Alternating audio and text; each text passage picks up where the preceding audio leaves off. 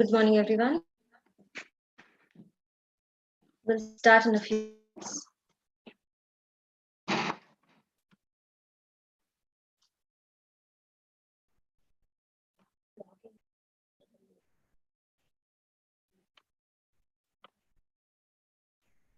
Just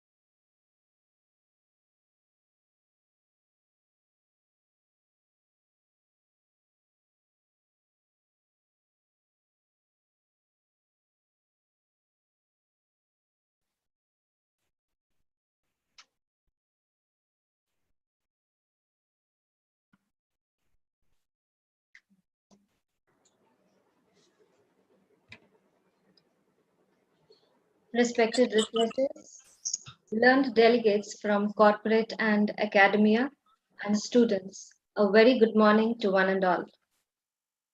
Every morning has a new beginning, a new blessing, and a new hope.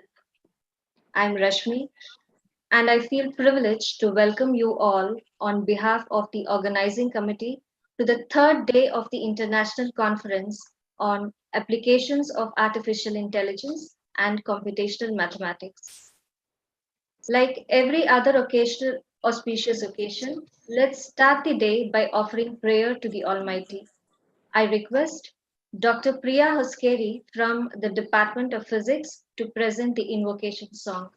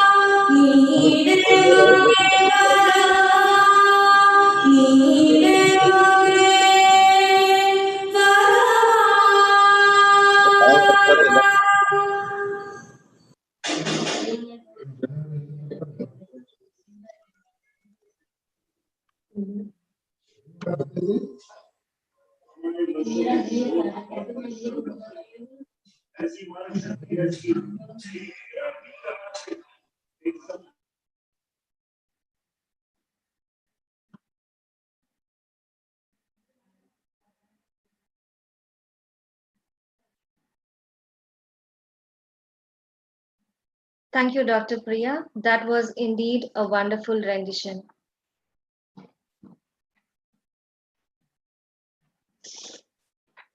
Today, on day 3 of the conference, we have in the technical sessions a keynote talk by Mr. Victor Sundaraj, Head Engineering Academy, Infosys Limited, Bangalore, scheduled between 10 a.m. to 11 a.m., followed by the first plenary session by Ms. Vandana Verma, Solution Security Architect, IBM India, scheduled between 11 to 12. The second plenary session by Dr. Krishna Chandra Gowda, Senior Scientist, CSIR Bangalore, between 12 to 1. So, without further ado, let's get started. Albert Einstein said, "Experience is knowledge, all the rest is information." It is an occasion like this we get an opportunity to listen to an idol of knowledge and experience and an inspiration to all. Ladies and gentlemen, it's time to introduce the keynote speaker of the day, Mr. Victor Sundaraj.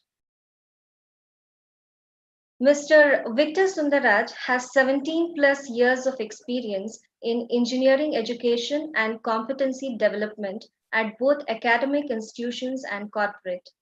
He currently leads Engineering Academy, a strategic business partner team working collaboratively with Infosys Limited. It is a unit to design, develop, and deliver competency programs of business relevance and rigor through foundation program, continuous education programs, and project-specific trainings. He has worked as a project manager and faculty for a collaborative master's degree program in mechanical engineering with a UK university at Infosys. He has been a part of many forums such as ASME and NASCOM for engineering education enhancement, faculty and mentor for Infosys Campus Connect and internship programs. He has participated in the manuals development for Tier 1 aircraft structure manufacture and re-engineering projects of designing metallic structures into composites for Tier 1 power sector component supplier.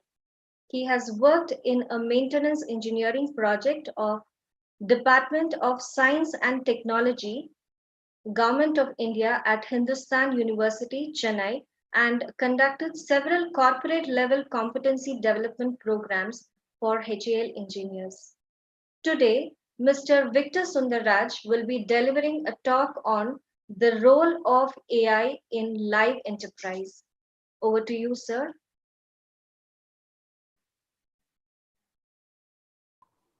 Yeah, thank you, madam. Thank you for that wonderful introduction. Can you please confirm if I'm audible?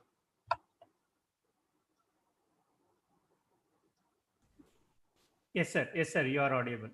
Yeah, thank you, sir. Could you please enable the screen sharing access for me? Yeah, they will do, sir. They will do. Sure.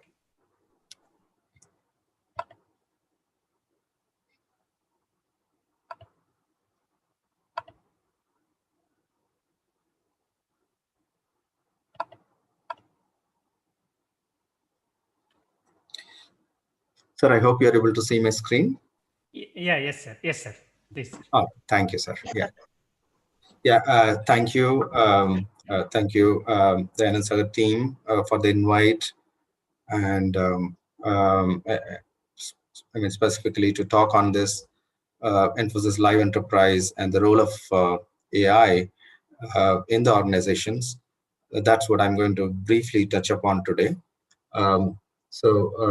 I think the conference in itself is a great example of how organizations are becoming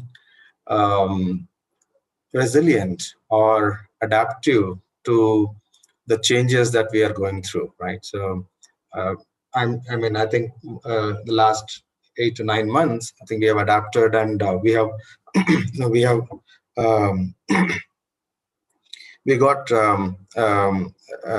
ourselves changed to the environment. The classes are becoming normal, the virtual, the conferences, the interactions have become, through virtual, we have become adaptive to the situation. So that in itself is actually a great testimony to the way things are changing. That's number one. Number two is these changes in itself are paving way for accelerating the adoption of technologies, accelerating the evolution of new technologies and its adoption in the organization, whether it is academic circle or it is industries. The evolution in itself is accelerated and adoption is also accelerated across scenarios. So I think, I'm sure we are at the challenging times, but at the same time, I think there are very interesting aspects that we are going through. And I'm sure, I think the team has chosen the right topic for the occasion. AI and its advancements and its application is a talk and is a topic of today. It's not topic of tomorrow. Actually, it's a topic of today, very relevant, and the industries, the organizations are looking for such skills and uh, uh, implementations, and different clients, whether it is digital natives or clients who are going to embrace or planning to embrace digital, are looking for such initiatives and implementations and applications. So that way, I'm sure, I think it's a very, very relevant topic that the team has chosen. I'm sure, I think you'll be learning in your classes or through any of the other MOOCs and other things, what is AI, and how to develop these algorithms and different types and so on. And I'm sure, I think conferences such as this will definitely help you to envision and enlarge your scope of learning, hearing from different experts and different organizations. So let me start with congratulations and the best wishes for an exciting learning opportunity to all of you who have joined this conference. Well, so moving on, Infosys has launched this Infosys Live Enterprise a couple of years ago. And over the years, we are trying to build solutions, platforms, applications to be facilitated to various customers. So I thought I will share this journey, because this is something I'm sure, I think will not be available there for you to learn probably in your university setup. I'm sure, I think this will be a value add from our end to share what's happening in the industry and how these things are relevant. Moving on, let me start with a brief context and the background. I'm sure, I think all of you will appreciate or would have heard about it. Things are changing, whether it is transformation or should we call it as a disruption, is something which is which is in our hand. So one hand, technologies are evolving and at a very, very rapid speed. That is number one. And we have to keep up with keep abreast of technologies, have employees adopt to those skills, learn, reskill themselves, and keep themselves relevant. That is one angle. The other one is the applications that are being built, the systems that are being set up, the infrastructures that are being set up, I think needs to be scalable, needs to be needs to change with the evolving technologies, so that we become relevant. And when I say relevant, relevant to the customers, who are expecting much more greater things from the players, for example, players like Infosys or our peers. So that leads to the second one. There are digital native customers, and their expectations are very, very high, right? So you as a player, or we as a player, if we have to sustain the business and if we need to keep ourselves relevant, we need to keep pace and fulfill the expectations of the customers. And there are some customers who are digital natives. So one is, on the other hand, helping some customers who are beginning their digital journey, helping them to accelerate their adoption of digital technologies. On the other hand, helping and working with clients and learning from them, and then supporting them in their digital acceleration journey. And that's the journey that we are in currently. And if you look at it, on the other hand, there are different geopolitical challenges that are part of the game always since the beginning, be it visas, be it getting the talent at the place. When you have to be a global player, that you need to have a diverse talent from different cultures, not just from the gender, but from a cultural standpoint, how to work as a team, how to work across time zones, right? So these are all different challenges which the industry's organization needs to cope up with. On the other hand, there are gone are those days, a waterfall model of project delivery, how you can adapt agile, ultra agile, right? A kind of delivery methodologies is something which is coming up very aggressively in the market. And at the same time, every other customer, every initiative has its own competitions and cost imperatives and challenges need to be kept at optimum for an initiative to be successful. So these are all the challenges, the scenarios that are currently existing, which the organizations needs to cope up with, right? So if somebody has to, I mean, we can do some of the initiatives and then meet the current day demands, but that is not important. What is more important is how you can continue to adapt to those changes. How have you put in systems and processes in place where any change, any disruption comes in your way, whether you'll be able to manage it, whether you'll be able to come over it successfully without struggle, is something what the live enterprise is talking about, right? So let me get into the details, further details. Infosys, a couple of years back, have done a study of different our customers, our organizations, our customer organizations, to see where are they in their digital transformation journey, and what are their pain points, what are their challenges, or what are their direction, and where are they looking for support from players like Infosys, right? So while doing so, it was observed that these players, I mean, to the order of about thousands, while talking to people at a CXO level, these are the inputs that have come up. One is there are players who are categorized as watchers, who are currently low in number, because whether it is the market scenario or whether it is a current pandemic challenging situations, have pushed all players, all organizations, enterprises to adopt digital in some way or other, right? So there are very, very little players, what we call as a watchers, who have not began their journey in digital or began in a very, very small pockets, right? So that is what we call as a watchers.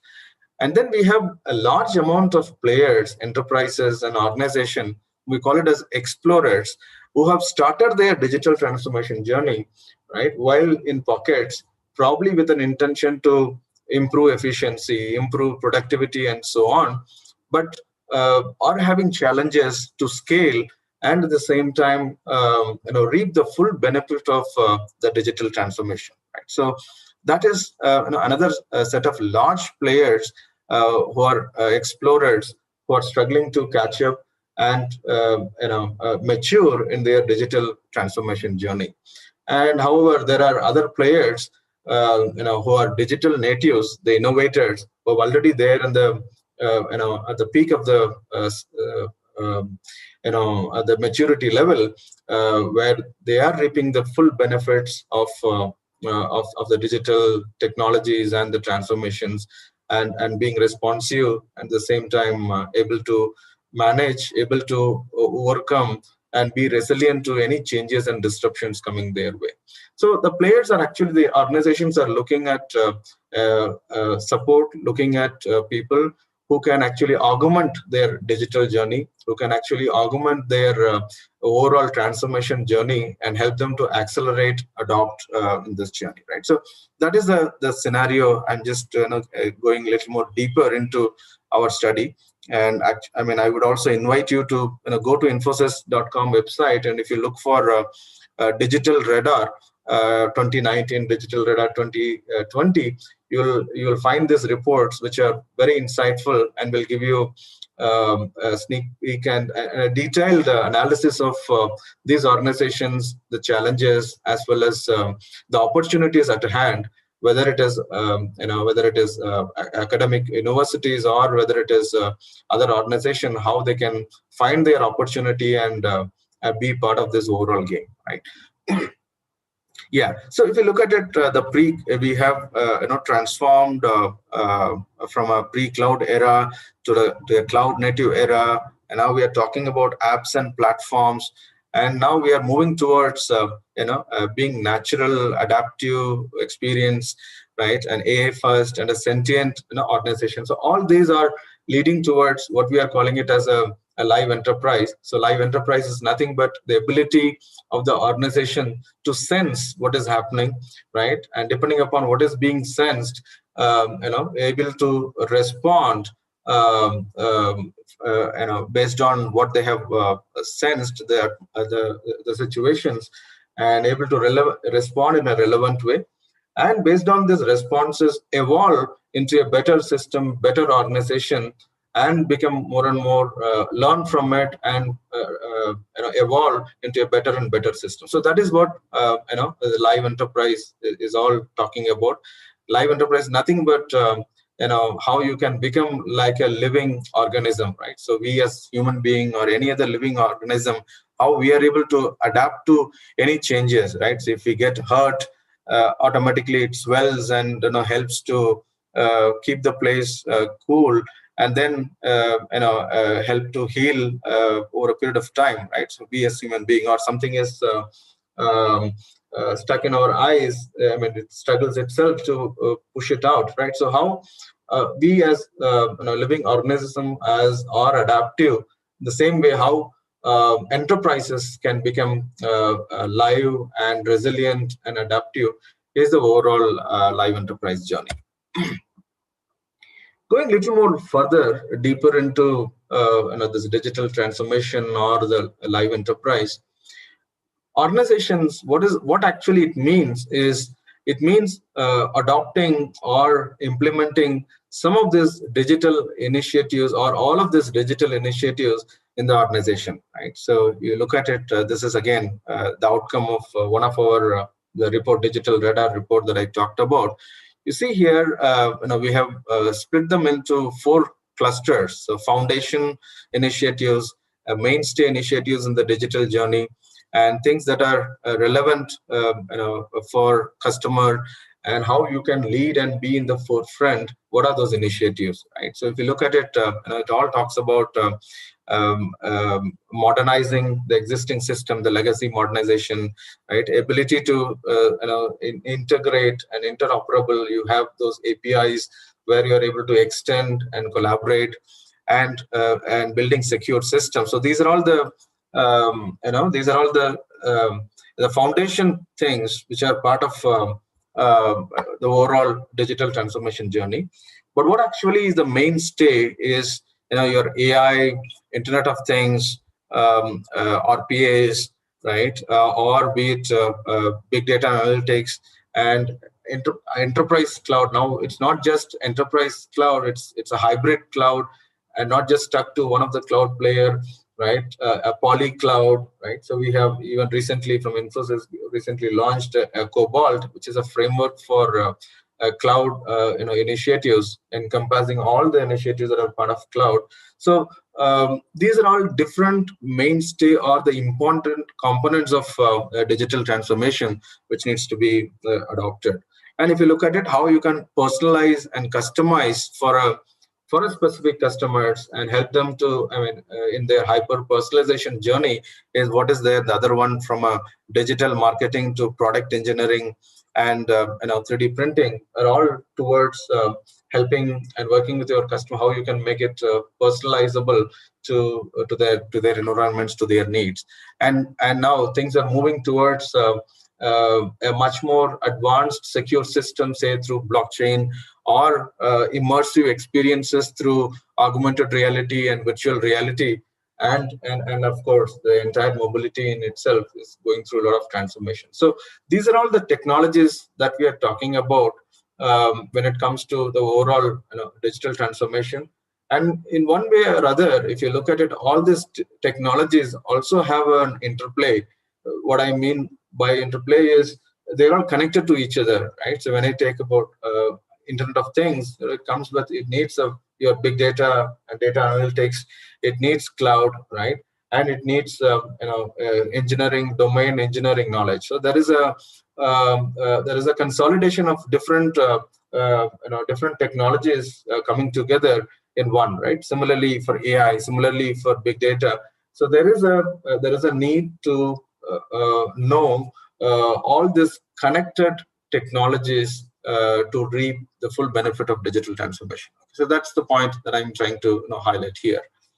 And if you look at it, we as in this overall journey, if you look at it, we as human beings have adopted to these technologies in a very, very nice way, right? I don't think there is anyone who doesn't have a WhatsApp or never experienced a Skype, or doesn't have a Facebook account, unless they intentionally do not want, or who are not used to this communications through Zooms or WebEx or any of these mediums, Teams that we are experiencing. And to a larger extent, I think many of us have now also got used to this digital currencies, right, through mobile banking, right, whether it is Google Pays or Paytms of the world. So we have adopted to those in a very nice way, and at the same time online shopping experiences and the transport, be it Olas and Ubers and Netflixes and other things. I think we have embraced these technologies in a nice way. In a similar way, how enterprises can respond is something that the live enterprise is talking about, right? So number one is how you can be live enterprise is something which can be intuitive, right? What does it intuitive mean, right? So for example, I'll take the example of this Amazon in itself, right? So when you search for some product, right, something that you are in need, right, maybe at your first time of search, you would not have got the results what you are looking for, right? Probably not to the price that you are looking for, or not the varieties or functionalities of the product that you're looking for were available. But app probably would have closed the app, right? But when you open the app next time, right, you will definitely find your recommendations, right? The app actually provides, based on the search that you have done last time, it gives you, these are the things, products of your interest, right? We would like to recommend you these products, right? How does it happen, right? So because the engine itself is so intuitive, it knows what you want to buy, right? It knows about you. Not just that, right? So when you move from Amazon to Facebook, right? If you're using the same, credentials, your PA information, even there you get a strip saying, a recommendation from Amazon coming up even in Facebook to see, okay, based on your search, here are some recommendations, right? So that's the power of the digital system, where it's able to nudge you and it's able to give you what you will buy next, right? So that is what meant by intuitive systems. Second one is the systems that you're talking about, the live enterprise needs to be responsive, right? So what does it mean by responsive? I'm sure, I think all of us would have experienced these rides, right, through say Olas and Ubers. When you look at when you book from one place to another, right? When you book on the same day at different time for the same destination, or on different days to the same origin and destination, you see different amounts, right? And how it's being able to control is something that is the responsive systems and algorithms that they have built internally, right? It's not that someone sits behind and then controls, okay, this is the time of the day and let's charge this price, right?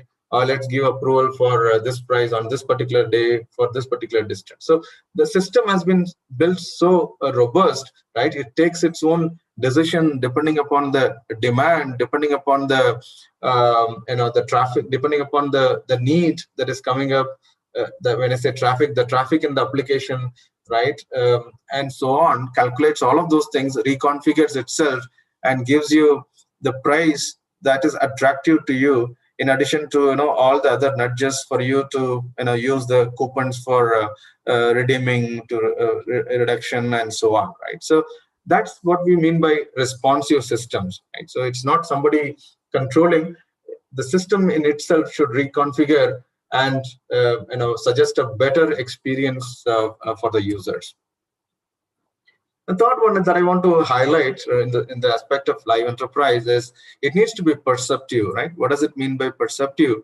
Is it will know about you, right? It will know what the other person is looking for. So ability to connect the person who is in need and the person who is looking for opportunities, right? So, for example, LinkedIn in itself is an example for multiple things, not just for job opportunities, even for business opportunities, right? So when there are clients who are looking for partners on a specific area, and there are companies who are offering services around that area, there is a what they call it as a navigator within LinkedIn, where it's able to integrate both these parties and able to connect so that they can actually pursue their business through this application. So how it's being able to being perceptive to connect at the same time know your needs in a better way and connect you to the opportunities is something the one of the other characteristics of a live enterprise. So just to sum it up, right, a live enterprise, nothing but a state of an organization which is truly digital and function like a digital natives, able to react to market changes, being intuitive, and reconfigure its operating model, being responsive, and create experiences and opportunities by being perceptive is what we are envisioning as a live enterprise. It's nothing but a technology vision for enterprises, right? So if you look at it, all of it, right, so there has to be a digital brain behind, right? There has to be an artificial intelligence system behind which should be built and working and adopting itself to and learning and then adopting and evolving into a better system is something AI is playing a greater role in this particular journey, right? Going a little more further, right? So if you look at it, the live enterprise was talking about is a new mindset and an approach and capabilities, which Infosys actually have offering to its clients to navigate to their next in their digital transformation journey. And it has these core tenets or the core philosophies that are part of it, right? So if you start from the left side, the approach and the mindset is something which is very, very important, right? So now we call it as micro is a new mega, right? So I'm sure I think all of you are aware of this microservices, not just from the technical point of view, even from the from a simple meaning point of view, it's very, very important. While you have the big picture of the problem, right? It's actually our big picture of the entire context. It's very important you go to the micro level to define what is needed, right? So again, I just want to highlight another aspect here. We as engineers, we are mostly trained to be problem solvers, right? But what is also more important or the need of the hour is problem finders, and at the same time, people, engineers who are able to define the problem better, right? Or create an environment where others can build solutions for different problems, right? So that is becoming very, very important. That's where these aspects of design thinking comes into picture. Ability to empathize, ability to go deeper into the problem and define it, right, for any situations, and to be able to react, to be able to respond to the core of the problem, not just at the surface level, right? So that is becoming very, very important. Asking this question of why should we do, why, the 5 whys, I'm sure I think you would have heard about, is something which is very important in the current day is, situation to build this microservices and then combining them together builds your solutions, and thereby it becomes a use for the customers and solve the different problems. The second aspect is platform mindset is again another key aspect. So if you look at it, this is again a very famous example which is being quoted as, say, for example, you take your HTML in itself, right? So when I look at your website, when I look at my website, right, well, I mean, it gives a completely different experience in each of the site, but it is all HTML, right? So What does it mean is, we are not trying to create uniform experiences, but we are trying to create unified experiences, right? So that is what is important. Similarly, say if you look at iOS operating system as a platform, or Android operating system as a platform, right? So it's not, they have not defined solutions, right? They have built a platform where multiple people can come together, coexist, and at the same time be connected, and then build solutions on the platform, right? So that is the power of platform.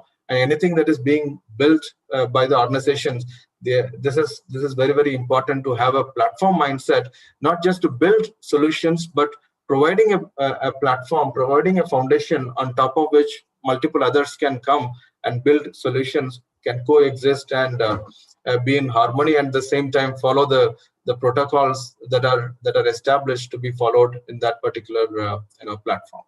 And of course, right, so aspects of sentience, thinking it as an ecosystem, right, interactions, nudges, so all of those things becomes very, very important and integral component of a live enterprise. I think that is what exactly is summed up on the right side, as you see, connected systems, right, and ability to observe. When I say observe, ability to monitor. It's not, when I say observe, it's not to interfere in the privacy, but it is the ability to see what people are looking for, right, and accordingly, based on the need, build systems, build responses, build solutions.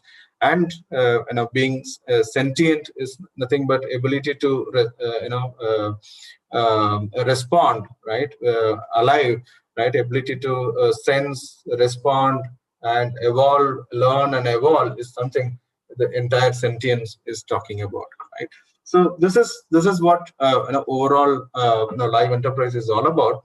And when we started our journey, as usual, Infosys just not proposes something for others. Whatever we want to propose, we want to implement and reap the benefits and test it internally, right? So Infosys has built several platforms the last couple of years, which we have implemented. And in our own journey of becoming a live enterprise, many of these platforms are implemented internally. So we call it as something as a launch pad, which is for onboarding any new employees.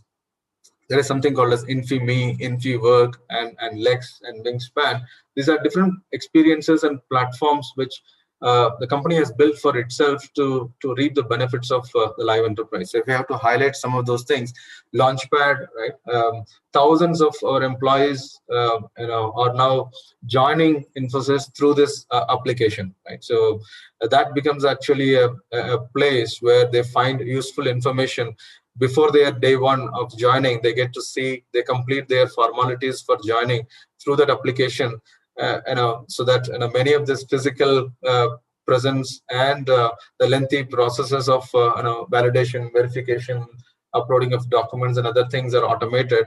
And also they get a very nice virtual experience of the campuses, the policies, the values, right? All of those things are imparted through the platform in itself. And of course, I think that's the need of the hour currently as well, where the campuses are closed. And second aspect is InfiMe. InfiMe is predominantly from personal productivity related stuff. Say, for example, getting to know, getting to apply for a leave, or an on-duty system, or for other managers to look for relevant talent within the organization, right? Ability to fulfill your own timesheets, get to see your own details, right? So all of those things, a few years back, 4 to 5 years back, they were all accessible only within the organization network, right? But if you look at it, everything is available on internet in a secure way. At the same time, it's available, through omni channels across devices, right? When you have these apps, you can access it, through those. That is also becoming the need of the hour, not just limited to some of the networks. Ability to access through internet at the same time through different devices is something need of the hour. So when you build applications, when you build systems and platforms, I think it's very important you build it for such omni-channel experience as well.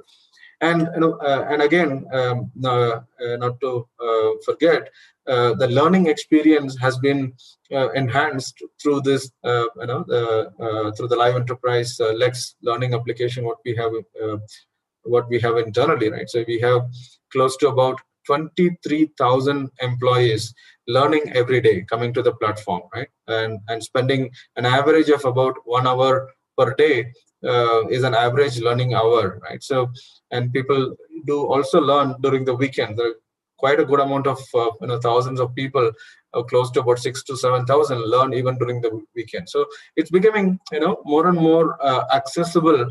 The adoption also adoption also increases, and automatically people learn, and the overall quotient of learning increases. So that's the power of these platforms, live enterprise practices that we have implemented internally, which has helped us to reap many of these benefits. For example, there were used to about 100 plus applications, just consolidated into 3 apps, which are also accessible through mobiles, right? So 200,000 learners, right, and 50,000 plus people being onboarded, learning time increased. At the same time, there are a lot of paperworks that got reduced, and ability to search the right talent with the right skill, who will be available when, with what skill match. It becomes a ease for talent managers and people who are looking for talent within the organization to find the right talent and deploy them in the projects. At the same time, these apps also, in work, for me, help the sales employees to see what is happening in the market, and then this is the customer who is in need of this particular solution. Here is the video or the artifacts related to the solution that we have internally. You can go and sell. So such nudges and support the platforms directly provide to the respective roles, so whether it is the sales leader or a delivery leader or the developers, right, or the HR or the talent team. There are intuitive support which is being provided for this. So that makes it easy, and that actually what keeps the organization alive. And if you look at it, when we have to close the campuses in March, say for example, I'm just quoting the example of our own the learning system, learning ecosystem. What we have in Mysore, we had close to about 10,000 trainees there. But when we have to close it early March, because we were already used to learning through apps and in a blended mode along with an instructor led, we're able to, in a week's time, we're able to switch to the virtual mode of learning because of this platform. So that's the power of having this platform on cloud, right, and connected and accessible through internet, and people can use it anytime, anywhere, on any device.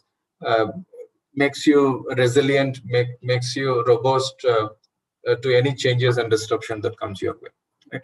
And this, I just don't want to get into the deeper details. So these are all the different live enterprise suite of solutions and offerings that Infosys offers to customers.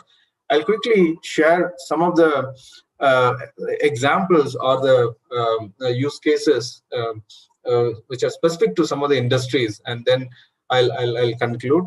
If you look at it, and again, one of the industries which had suffered in the beginning is the automotive industry, right? I'm sure, I think, during the months of May, June, if you have observed the sales of cars, sales of vehicles, it was almost to the order of nil, right? Zero. But if you look at it, everybody has adopted, and there is a complete shift in the market. One of the solutions which Infosys has built is how we can have a live enterprise suite of solution for an automotive, right? How you can have a virtual walkthrough of a showroom, right? So that is number one, right? So I'm sure, I think with the pandemic, many of the buyers may not want to visit the showrooms, but they definitely want to have a virtual walkthrough, will be interested to see the look and feel, right? How we can have it, give a virtual walkthrough. That is number one. Number two, how you can actually help move from a visit to wanting to take a test drive, right? So how you can actually track it through the systems, and at the same time, how you can help the customers to do the financing options, right, in a remote way, and in a stress-free way. At the same time, how you can, how as an automotive OEM, you can enhance the knowledge, product knowledge of the dealership and the dealer's employees, the mechanics and service personnel, keeping them up to date through digital learning systems. So, Infosys has actually envisioned the complete end-to-end a live enterprise automotive use case, from a customer experience to ownership of the car to its service. This is an experience, that's been envisioned. And similarly, the other suite of products, this is primarily from the insurance sector. So if you look at it, I'm sure, I think probably people who have gone through this process of insurance claim will concur with me how complex is this job and how painful it is, right? But instead, if you have systems where if your vehicle is enabled with automatic triggers, so if in case somebody meets with an accident, it automatically sends a signal to the insurance agency through your mobile apps, and they being able to contact you or the relatives to see and assess the damages, right? And avoiding somebody visiting a garage to inspect what is the damage and then take a couple of days to provide the approvals and amounts. Instead, how about a system where it automatically you're able to upload the pictures, and system in itself assesses the damage and gives an estimation, nudge to the approver of the insurance agency to see, okay, this is a damage and this is an authentic damage, right, of this particular vehicle, and then this could be the damages, and this much might be the value that it might cost for repair, and these are the garages which are nearby for this particular insurance user, where he can go and get it repaired. So if you get such a recommendation on time, right, that would be a great experience, right? So that is another live enterprise suite of experience and a solution which has been built.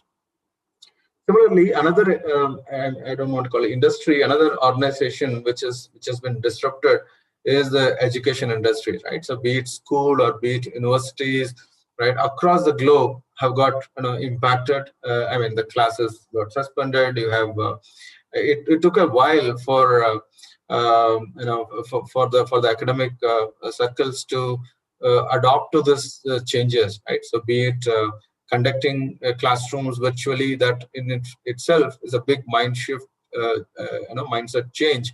At the same time, now there are challenges which are coming up, how to conduct assessments in a secure way, right?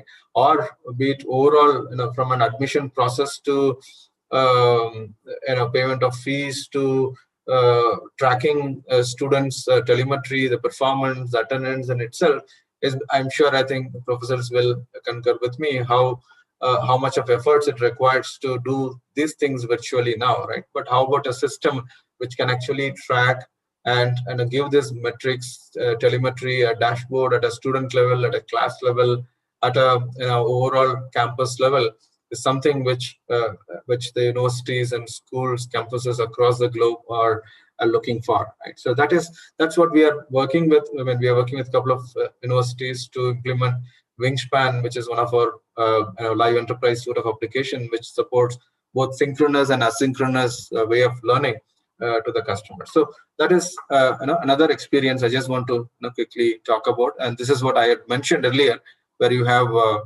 this is a Mysore campus, and because we had these platforms which supported digital learning, we were able to quickly switch to a virtual mode of learning and continue the business as usual in the current days.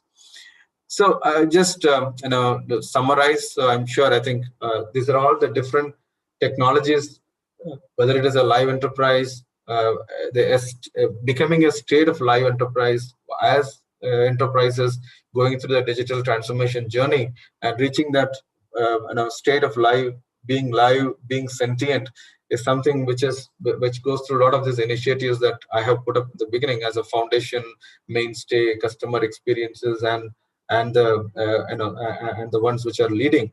So these are all the different skills that are cropping up, or that are most needed for the current time. So I'm sure AI is playing a big role, and as well as along with other connected adjacent technologies that are required to be acquired. Right. So focus on these skills. While you may not specialize in everything, I think you will have to have at least one or two specializations. I mean, maybe through certifications or executing projects, mock projects in your own campuses, or through internships and other things. I think these are the important skills that are required for the enterprises current days. I'm sure, I think you might have heard about InfiTQ, which is a platform which Infosys has launched for college students in India. If you have not accessed it, I would urge you to take a look at it. It's called infitq.infosys.com. You can sign up with your Gmail or Facebook IDs and get access to fundamentals of IT and the digital basics courses. There is also a course on AI, IoT, and so on, which are part of it. And time to time, Infosys also announces a recruitment-related certification test on this platform. So if you're looking for opportunity within Infosys, that's also available through this platform. So this is what it is. Right? We are living in a very exciting times with a lot of opportunities. Whether to look at this pandemic as a blessing in disguise, or an opportunity to pick up and learn and be part of the bigger game in the organization, is up to us, right? And what is whether it is organizations or academic circles, or anything in the days, generally they are all associated with the living organisms, and how we can become like a living being, being resilient, being adaptive, being sentient, to respond, to learn, to sense, to respond, to learn, and evolve into better and better system, is what live enterprise is all about. And this is actually being important and integral component of this is AI and the machine learning systems, what we call as a digital brain and knowledge graph, that are working behind this scenario that needs to be built, and that is what is powering the entire the digital journey of the customers. So I'll stop here. It was nice interacting with you. I think if you have any questions, you can put it on the chat window. I'll be glad to answer to the extent I can.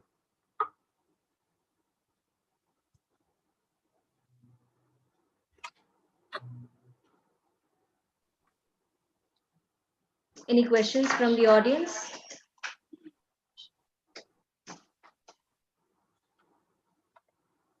You can either type it in the chat box, or you can unmute and ask yourself.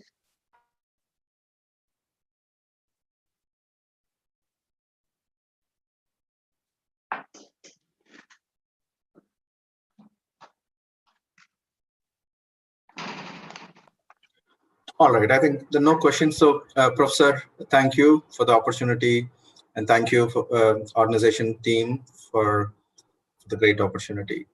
Nice talking to all of you. Over to you, madam. Thank you very much, sir.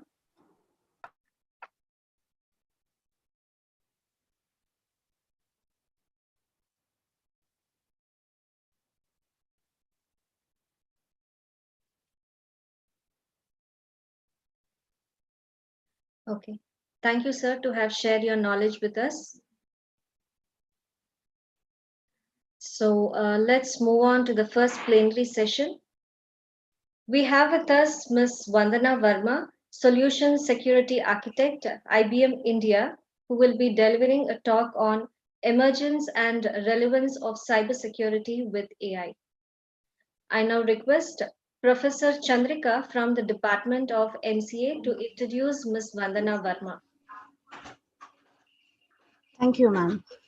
Good morning, everyone. And it's my privilege to introduce our speaker for the current session, Mrs. Vandana Verma Sehgal, Security Solution Architect, India Software Labs, IBM. Vandana is a seasoned security professional with experience ranging from application security to infrastructure and now dealing with DevSecOps. So she has been a keynote speaker, trainer at various public events ranging from global OWASP AppSec events to Black Hat events and also to regional events like B-Sides events in India.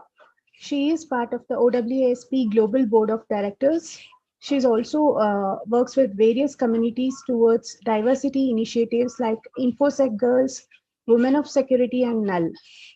She has been recipient of multiple prestigious awards like Cybersecurity Women of the Year Award 2020 by CyberSec Awards, Global Cybersecurity Influencer among IFSCC's top influencers in security and fire category for the year 2019, Cybersecurity Women of the Year Award by Women Cyberjutsu Society in the category Secure Coder. She has also been listed as one of the top women leaders in the field of technology and cybersecurity in India by InstaSafe. It's our pleasure to have you with us today. On behalf of the Anand Sagar College of Engineering, I welcome you, ma'am. I request you to take over the session. Thank you. Thank you so much, Chandrika ma'am, and the whole conference, AAICM International Conference. I hope you are able to hear me well.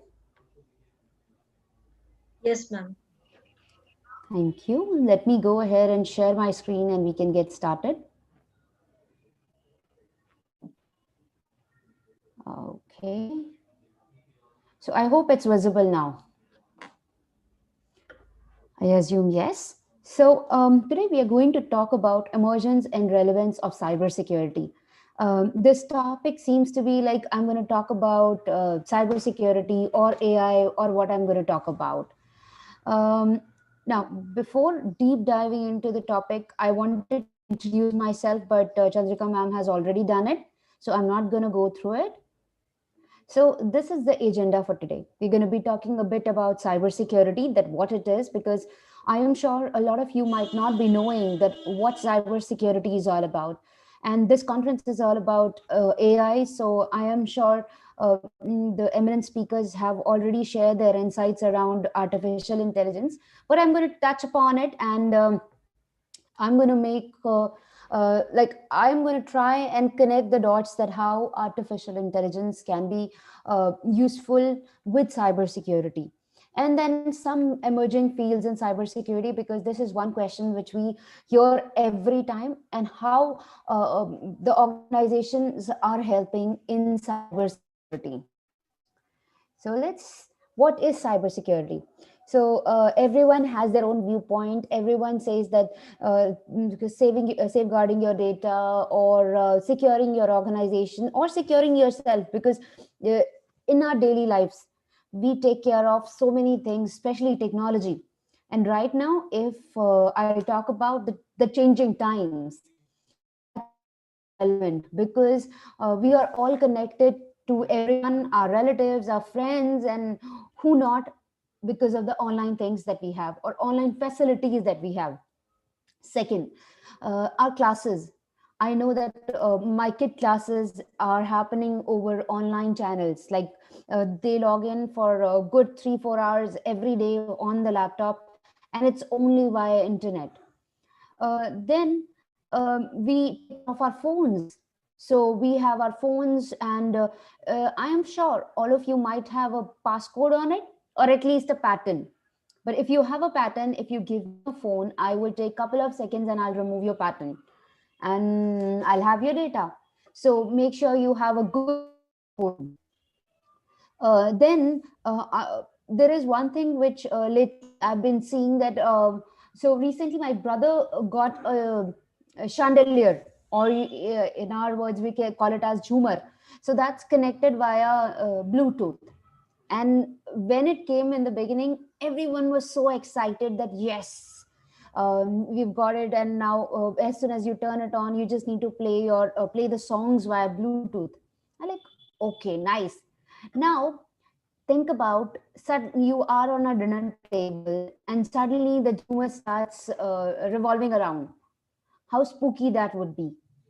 That means all those things are connected via internet, and they need some kind of security. So that's what cybersecurity is, and anything and everything that you think of around you. So like we talk about keeping your data secure, keeping your data. If you are talking to your friend, I am sure you want to only share the information with your friend and not with rest of the world. So that's what we call about confidentiality, integrity, and availability of data. Like whenever you want your data to be confidential and not shared with anyone, it should be confidential. Whenever you want to access your data, it should be available for you. Like you are accessing college website, and uh, you're trying to access the results, but the results are not coming out. Would you like it? No, because sometimes whenever the results come out, you're scared that what would be the result. Similarly, integrity. Integrity is something, if I am sharing some information with the, let's say, Chandrika ma'am, and the data is changed in between. I said yes for this conference, but somebody in the middle says, no, no, no, no, no, I am not interested in joining the conference. So that means the data that reaches the ma'am, that is not the exact one. So that's called integrity, and people have added few more things to it. So we are trying to, as cybersecurity people, we try to defend against all those attacks. And people say hackers will hack into your computer. So hackers is now we don't use it for the bad word. Like this is not a bad word, or for the bad people. So this is used for good people as well. And when we talk about in cybersecurity perspective, we call it as malicious malicious threat actors who are trying to get into your system. And that's what cybersecurity in layman terms is. And why do people hack or try to get into your computer? These are some of the things. They have a motivation to hack, that yes, I am so curious and I want to get into someone's computer, someone's phone. Then comes money. Absolutely, you do get money. So there are two aspects to it. uh, do not commit cyber crimes wherein you actually try and get into a bank server and then try to steal the money. No, there is another way. If you find a security flaw or a bug in any of the website, could be anything, Facebook, Microsoft, Google, or any big website, or even a small website, they pay you money for finding the bugs. But yes, there is a platform via which you actually try and find it. Not like you started from your own computer and then start bombarding them. No, there is always way. That's called bug bounty hunting. Then you want to take revenge from someone, or you try and solve some case, or try for just fun, that I like it and I want to do it. So there are so many other reasons which are there, but I've listed some of them. And the CIA triad is very, very important when we talk about cybersecurity: confidentiality, integrity, and availability. All these things are very, very important in information security or cybersecurity. Think about, you want to secure someone else's data, but you start using that data. Is it good? No, that is not good at all. Somebody is telling you some secrets, and you start telling all those secrets to someone else. So would you be still the best friends of that person that who's told you the secret? No, you would not be. And the chandelier example that I gave you, similarly, if there's an automated toaster and somebody hacks it and it becomes a blender, will it serve the purpose? No, not at all. uh, and when you start saving your data and you don't know where exactly you've saved it, or you've saved it on a server and then kept the password available for everyone, is that okay? No, not at all. Think about the Instagram. I'm sure half of you would be, or a lot of you would be on Instagram. I recently joined and just wanted to see what exactly it is and how it is. I'm that old school. So when you have Instagram and you have your own celebrity profile there, so if you tell your password to someone, Like here it became a blunder, and here you tell your password to someone and they keep telling everyone your password. Will your account be secure? No, never. Anyone can check your messages, anyone can delete your pictures, anyone can post anything and everything. So, all these things, what I talked about, are called vulnerabilities or threats. Now, threat can be anything which is potentially can be an harm to a system, could be like your passwords, or a vulnerability which is there in a system, and it's a weakness in a computer, in a phone, or any system that we have around. So, what are the hacking strategies? You must be thinking that it's an AI conference and I'm talking a lot about cybersecurity threats and whatnot. So, my main thing here is that I should set a base that what cybersecurity is. And second thing is, people tell me when I start speaking about cybersecurity, I scare people. I don't want to scare you, but I want you to know that these are the things that exist and that we face in our daily lives. Second thing, you must be feeling like why you are telling me. It's not like that I want to tell you, but I want to tell all of you. In some way or the other, we all are prone to all these hacking strategies and methods, and somebody can get our data by any means. So I have listed some of them like keylogger, phishing, bait and switch, session hijacking, and I am sure you would be finding all these as jargons, and I totally get it. Because when I started in information security, I did not know that this is a field that yes, that is there, or these are the terms that existed. So let's talk a bit about keyloggers and all these terms that was there on the board. So keylogger is like a software or a hardware thing which you can, if it's a software, you can install it on your system, and you can actually record the keystrokes. So it logs the keys. If someone is typing a username and password, the other person would be able to get to know that yes, it is. And I'll tell you funny instance of mine wherein it's the first time I was attending one of the ethical hacking classes, and they had a hardware keylogger. So they connected it with their desktop, and they asked us to log into the accounts and whatnot. So we started doing it. And after 5 minutes, when we were all done, they showed us that this is the data that I received. So they got our username, our passwords, all the keystrokes. And especially earlier, a lot of desktops used to be there. And I'm sure some of you still have a desktop at home. Like I still have a desktop at home. And then a software could be like I send you an email and there is an attachment. As soon as you download, it's running in the background, and anything you type, I can get to know. So it sends me an email saying that this is the email, this is the username, this is the password, or even anything else. So that's about keyloggers. And phishing is a very interesting aspect. Now, people say human is the weakest link in any security system or any system. Now, why? Because we are emotional, we tend to get carried away, and we sometimes tend to give away all our secrets. So when we can't keep our secrets, how can someone else keep our secrets? So phishing is like it can be via emails or some malicious links. So it all started off wherein somebody crafted an email which looked exactly original, or exactly the email that comes from a legitimate person. So if I say, I do Chandrika ma'am,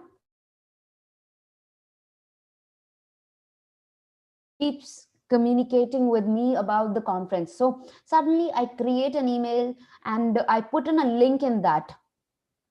And in that link, it's mentioned as that your account has some issues and you need to change your password.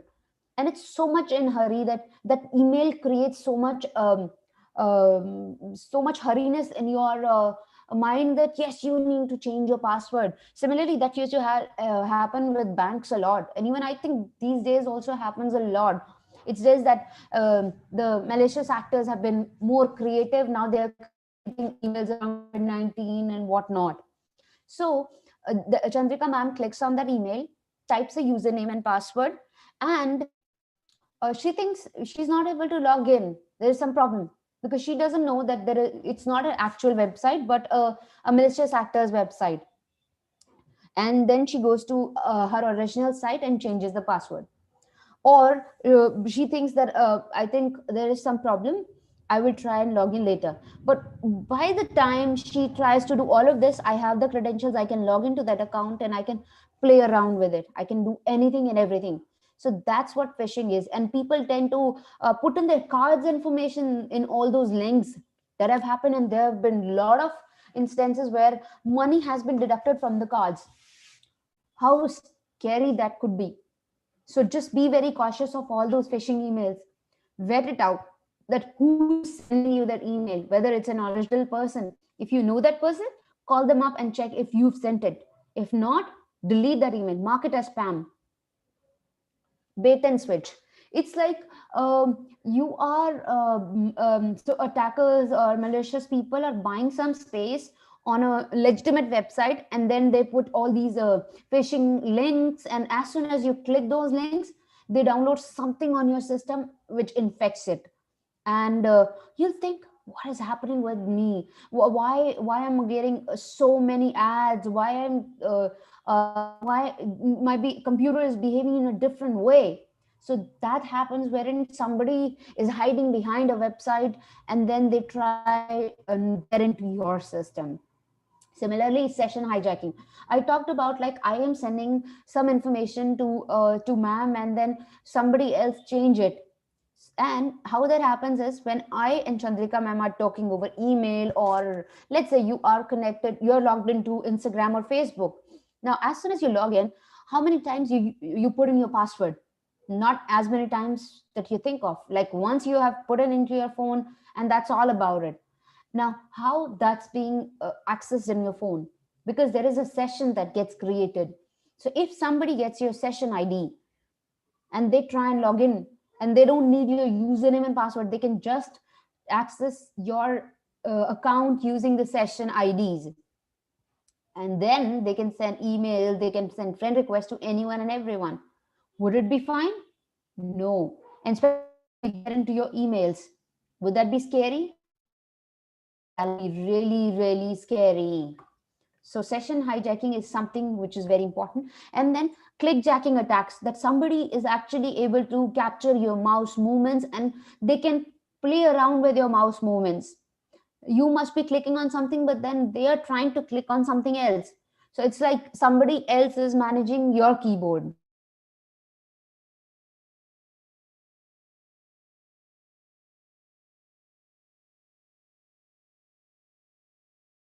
Like right now we are on a call, but then there's a private call where 10-15 people are talking about a confidential data or your exams, and suddenly somebody else get into it and start hearing all those conversations. How scary that would be. Like cheating in an online exam, which is not good at all, not a good practice. Then this, I'm sure, would happen with a lot of people, but they don't realize it. I have a habit of like some of us, I have a habit of connecting to Wi-Fi as soon as I am at the airport or at a coffee shop. Think about if somebody is a malicious person and they have created all those fake Wi-Fi hotspots, and those are open and you're connected to it. Anything and everything that you do, they will be able to track it. So just be very cautious of it. And then those water hole attacks are like malware attacks, wherein you visited a website and that website has downloaded something on your system. So attacker will only monitor it, what malware is doing, what malware is sending, what data the malware is sending to the attacker system. Malware can be of different types, like somebody who's spying on your system. There are ads which are coming, like you want to reduce the weight, all of those ads which are there. And then there's a ransomware, that somebody is actually taking ransom from you, and some Trojan horses, virus, worms, all of those. So this is about worms, viruses, Trojan horses. So worms, they can self-replicate. They do not need to attach themselves with any existing programs. So they can keep replicating, and any system that's connected on that network, that will be infected. There are computer viruses wherein, if let's say you have a pen drive, you connect it and there is an exe file on it, and you start running that, as soon as you execute that file, virus will start replicating. And then Trojan horses are there, wherein you have spyware, you have ransomware, and whatnot.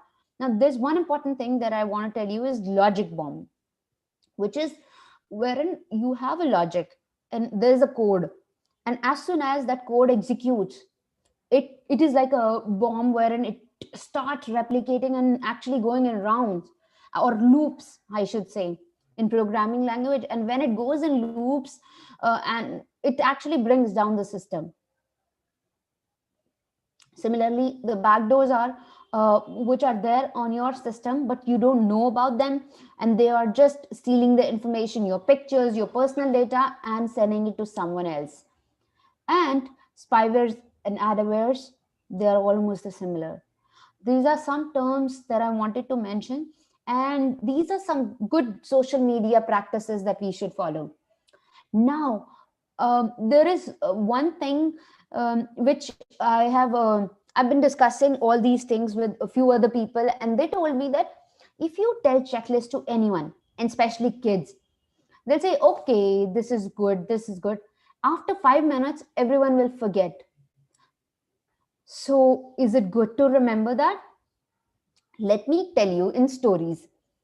How many of you are on social media platforms? I would say LinkedIn, Facebook, Twitter, Instagram, and whatnot. Like there are so many. And then you are on so many other shopping websites also. Like I am there on few of them. And as it's a new normal, I am so much inclined toward buying things online than going and shopping, because it's scary right now. So when you have so many accounts, I am sure you will have so many passwords also. Is it easy to remember? I think no.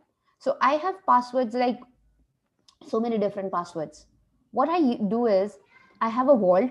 I have a password manager which manages all my password. I just have to remember a big 24 characters, one password, which is a master password, and rest other things are being managed by my password manager. And do you share your password with anyone? I am sure some of you might be sharing, or if not, then I'm really happy about it. I'm sure people around in cybersecurity will also be very happy if they hear that. But if not, passwords are like toothbrushes. When you do not share your toothbrush with anyone, I'm sure you don't share. I'm like, no.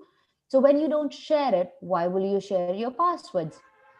And now when we have learned about all these social media practices and all those posting online and whatnot, and try and protecting our social media networking sites, and trying to avoid all those social engineering practices.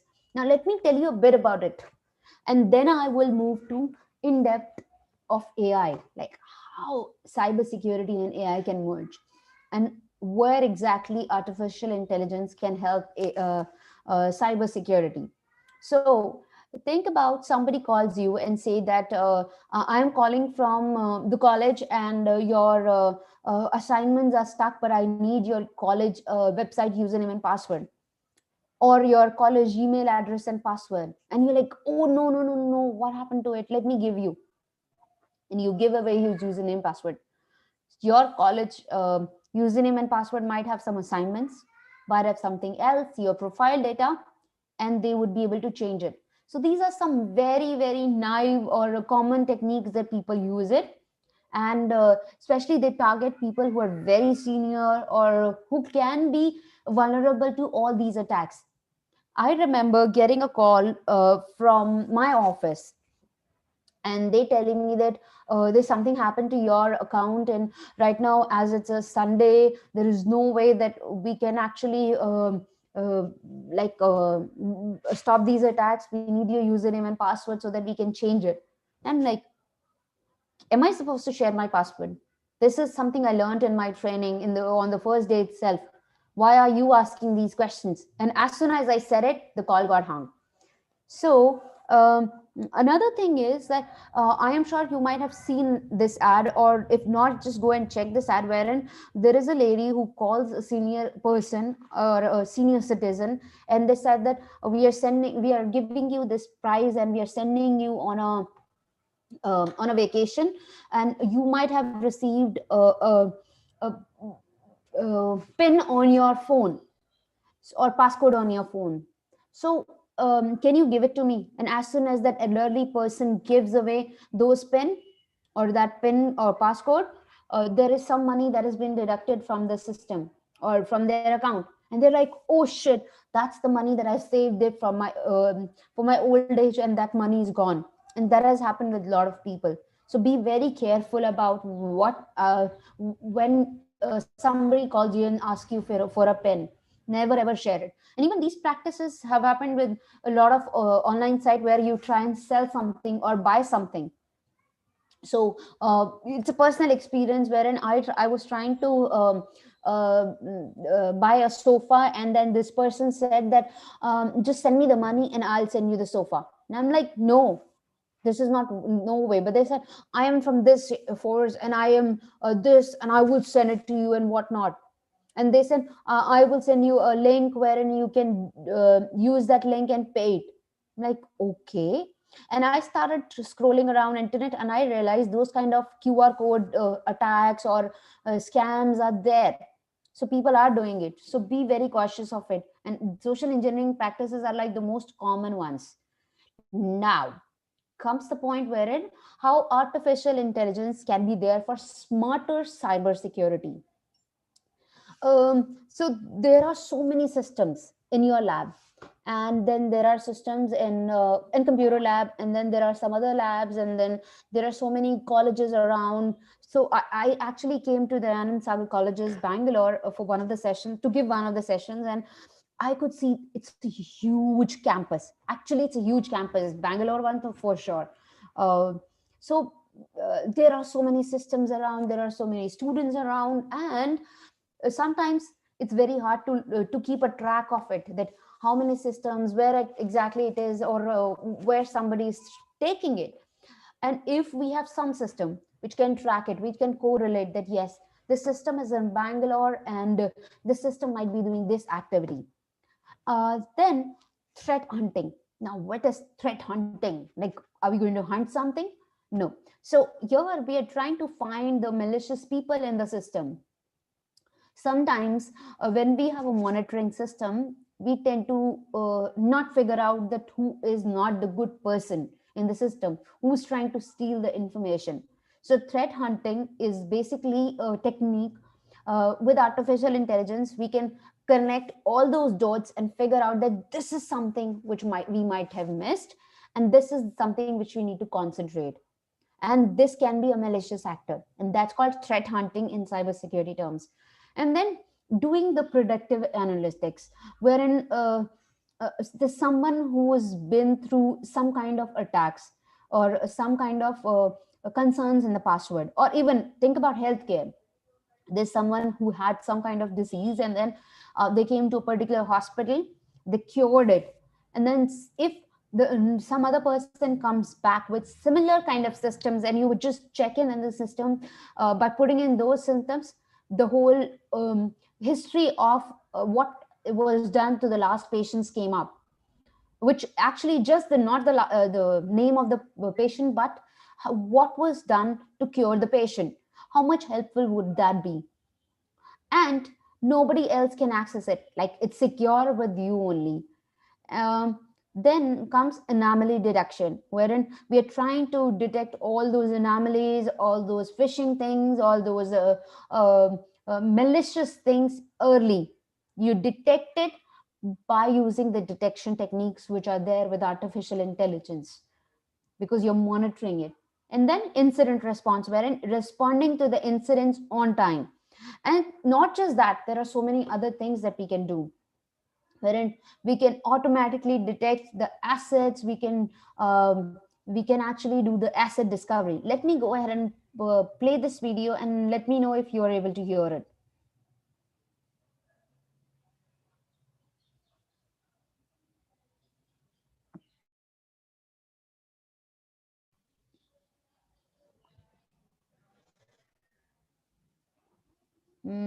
It's taking time. So let me sum it up what it is, exactly it is. So there are so many assets. If you know that, yes, these many assets are used here, and these many assets will be used in the later stage, and we don't need more systems because we have these many students right now. So you can track it, and there's a system which is doing all those analytics, all those graphics, and taking data from here and there and correlating it, and that's really, really helpful. And then so video transcribe system is another important aspect which is helping people. Now this system is basically, you must be thinking like, why, what is this system and what is this term? So video transcribe systems are systems which are helpful, and those systems are basically helpful in changing speech to text or text to speech. There are people in our country outside who are differently abled, and for them it's important to have some system which can convert speech to text and text to speech. So these transcribe systems are there, but there are people who might get into these systems and play around with it. So if somebody says that I want to know about cybersecurity, so that there's a malicious person who gets in and starts saying that, tell me about the malicious people. So these are two similar things, but two different things as well. So when you start modifying it, that can be a problem. But if you have cyber security into it, the system that is there will be giving you the right information, and we are safeguarding our systems itself. Then comes predictive analytics. Now, what it is, a lot of you might be doing some kind of data analytics, machine learning subjects. There might be there because I've been working a lot with students lately, and especially I'm going through a program right now wherein we are mentoring some of the students, school students like 11th standard or 12th standard students on AI, which is like, wow. When we were in 11th standard, we only knew that we want to take a subject science and then do the engineering. And I like, wow, these students know a lot. Now, when they will be crossing like 15, 16 years in the industry, they'll be the champions. So I'm sure a lot of you might be knowing all these, but then when we are predicting the cyber attacks early, or even think about weather, when we are forecasting the weather early by intelligence, by measuring the system health, or by measuring the air quality, by measuring that there is a cyclone that might be coming, but then we detect or measure it by checking the flow of air, and all those things can be there. So we can actually measure all of that. Similarly, we can measure the attacks. There's something that we see on the internet, there's something that is beneath, which we don't even know. So getting the information, getting those feeds and figuring out what could be there. And artificial intelligence is instrumental in providing so much information. Similarly, it's a new approach wherein there are so many events that are generated by a system. Like anytime you hit one key, there's a system that might be generated, or you type a password, you log in. Every time you log in, there is an event that is generated. So all of that is there. And think about if there's the machine that learns that this is the way that this person types the username and password.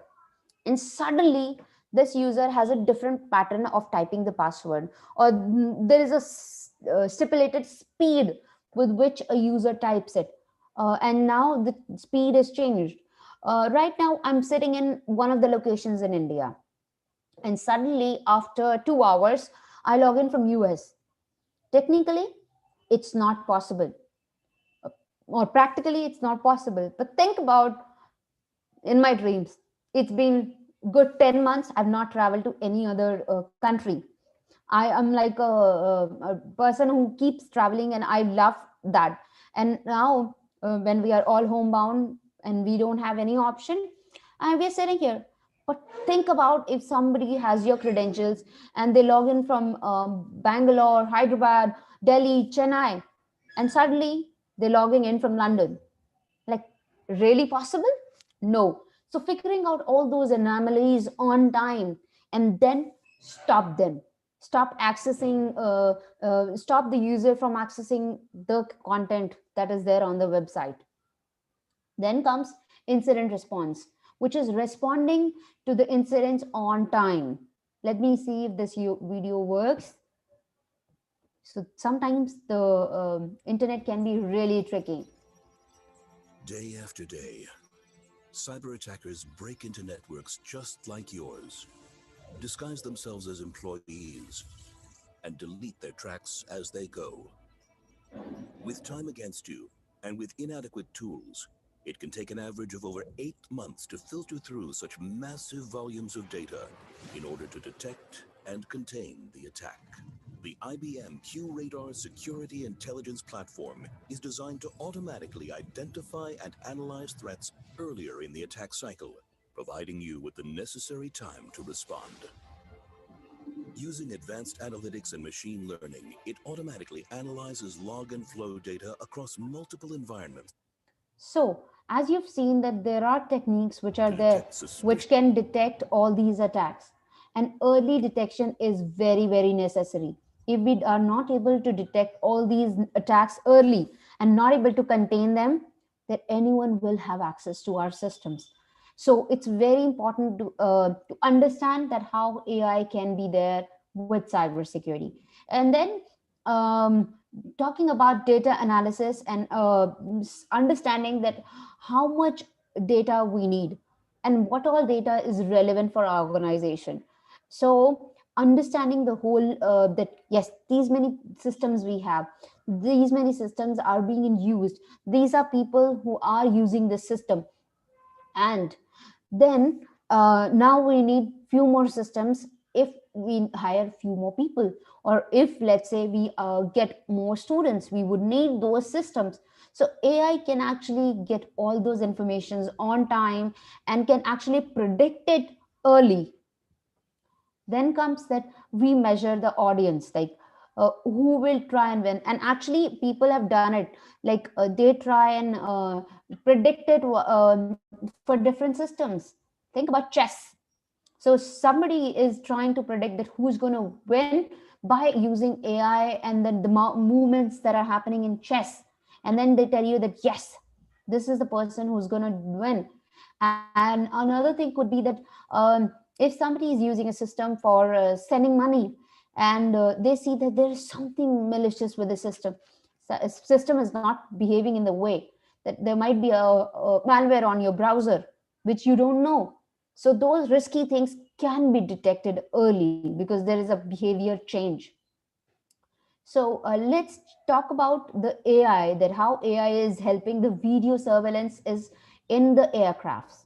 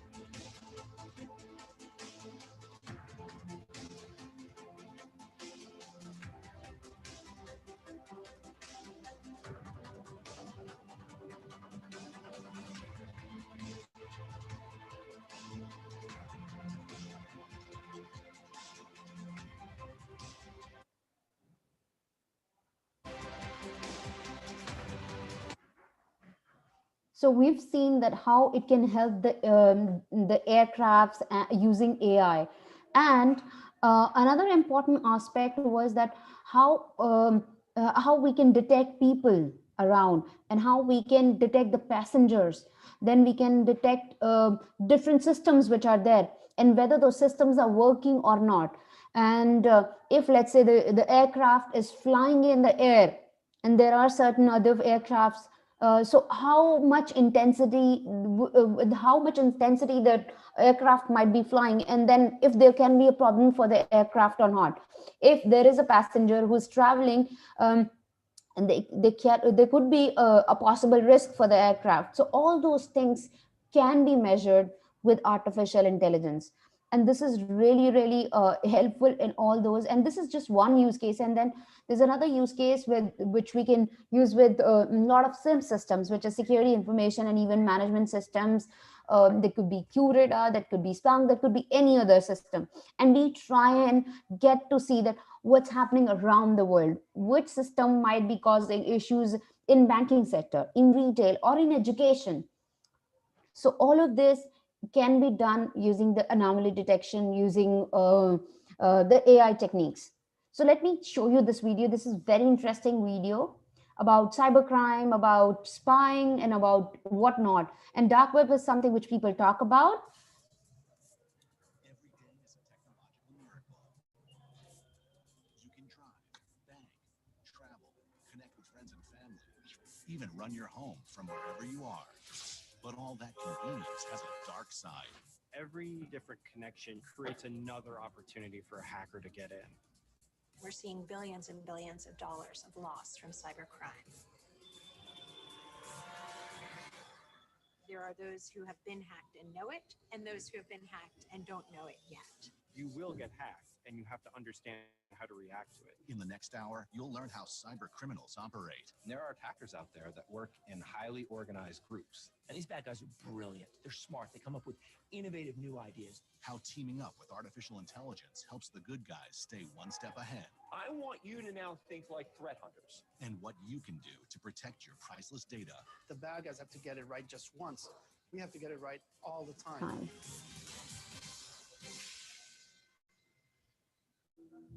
The internet was born in the late 1960s as ARPANET, a small network of government computers sharing information from opposite sides of the country. By the early 1980s, people all over America were dialing into the internet from their schools, homes, and workplaces. And it was just a few short years before it was hacked. In 1988, college student Robert Morris admitted that he created an electronic worm with the intent to penetrate research computers in a nationwide network. The first hackers were interested in exposing flaws in the early world of the internet. It was called the Morris worm, after the college student who actually developed it. In his attempts to try to gauge the size of the internet, develops one of the most replicated worms that we've seen on the internet. Really was when the internet started becoming a place for businesses, a place to buy things, a place to maybe visit your bank, that crime became a thing. I started working on identity theft and credit card fraud cases in 2002. And at the time, it seemed a significant case when we had 12 victims of identity theft or 25 credit cards that were stolen with $70,000 of loss. Now, credit cards are stolen by the millions, and we're seeing billions and billions of dollars of loss from cybercrime. It used to be the banks are the target. Why? Because that's where the money's at. But now there's so many types of targets out there. Being connected makes us very vulnerable. Every different connection you have in the network, be it a logical, social, or physical connection, creates another opportunity for a hacker to get. So be very cautious of all these cyber crimes. Think about you are working on something and suddenly you actually see something else saying that you've been hacked, or your system has been hacked, or all the files on your system gets encrypted. Encrypted means somebody who's zipped them, and there's a password to unzip them. So that's very scary, and that's how worms work, how ransomware works, and all those malware works. So it's imperative that we start understanding that how these can be avoided, these attacks can be avoided, and anyone can be hacked, not you or me, but anyone. And people think that I'm part of cybersecurity and no cyber attack can happen to me. That can happen to me as well. What I can do is I can try and use the techniques to avoid those attacks. But attacker, as mentioned in the video, just have to be right once. And AI can help in avoiding those things early in the life cycle. And now we've talked enough about AI, if we have talked about cybersecurity, but let's talk about that what are the fields which are there, because that's one area which is very confusing for people. And when we talk about cybersecurity, anyone can join cybersecurity. It's not just that the person who's a engineering graduate that has to be there, or the person who's there as a professor, they cannot be there. They can be there. I know a lot of people from defense joining cybersecurity. I know a lot of professors joining cybersecurity as a full-time career. I know psychologists, like one of my friends, she's a psychologist and she's joining cybersecurity because she is amazing cybercrime investigator. So anyone who has a knack for it, who wants to do things around, who wants to connect the dots, who wants to safeguard an organization, break things, defend things, absolutely, this is one field for it. And then you have infrastructure security, where you are trying to secure the infra of an organization, of a lab, or of a college, or a hospital. Even a hospital, I can see that they have a cyber security team. So then you have application security, you have network security, you're trying to secure the network. And then in application security, application is like the first line wherein you actually interact with the third party app, or an application like Gmail, or Instagram, or Facebook, or any other. Then you have cloud security. Cloud is not the cloud that we see in the air. No, it's the actual data center where we are safeguarding our data, we're saving our data. Then we have mobile security, data security. Now, I was talking about those chandeliers or the connected devices. So that's one field where people are trying to secure the IoT devices. I can see those ads wherein you can turn on the geyser from anywhere you are, and then as soon as you reach home, the geyser, the hot water is there. Or you turn on the AC and the room will be chilled as soon as you reach home. So then that's one field. And then privacy is very, very important. So security and privacy is one field wherein you understand the compliance, you understand the different laws, you understand the different policies or different things which can help.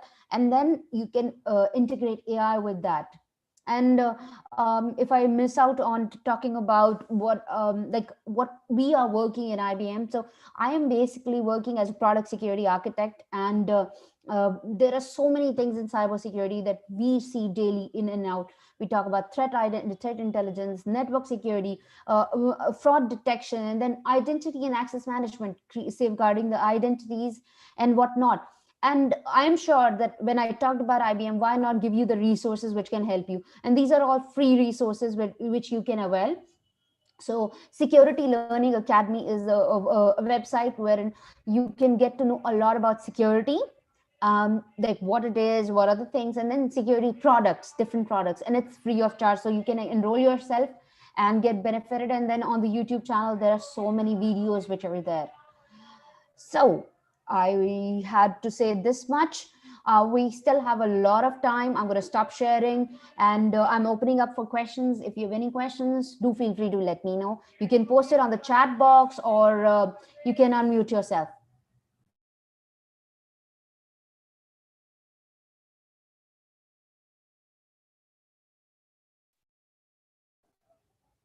Any questions from the audience?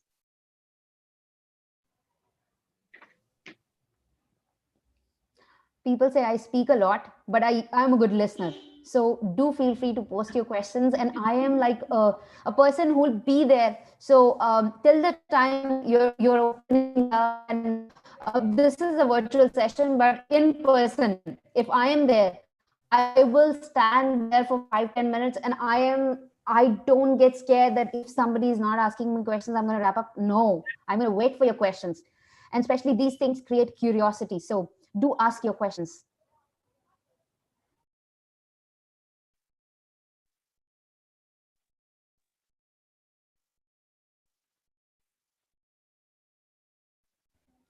So remember one thing, if you don't ask questions, you will never get the answers. So you have to ask questions. Okay, so there is a question in the chat box that can you tell me about CSRF and XSS attacks? Absolutely.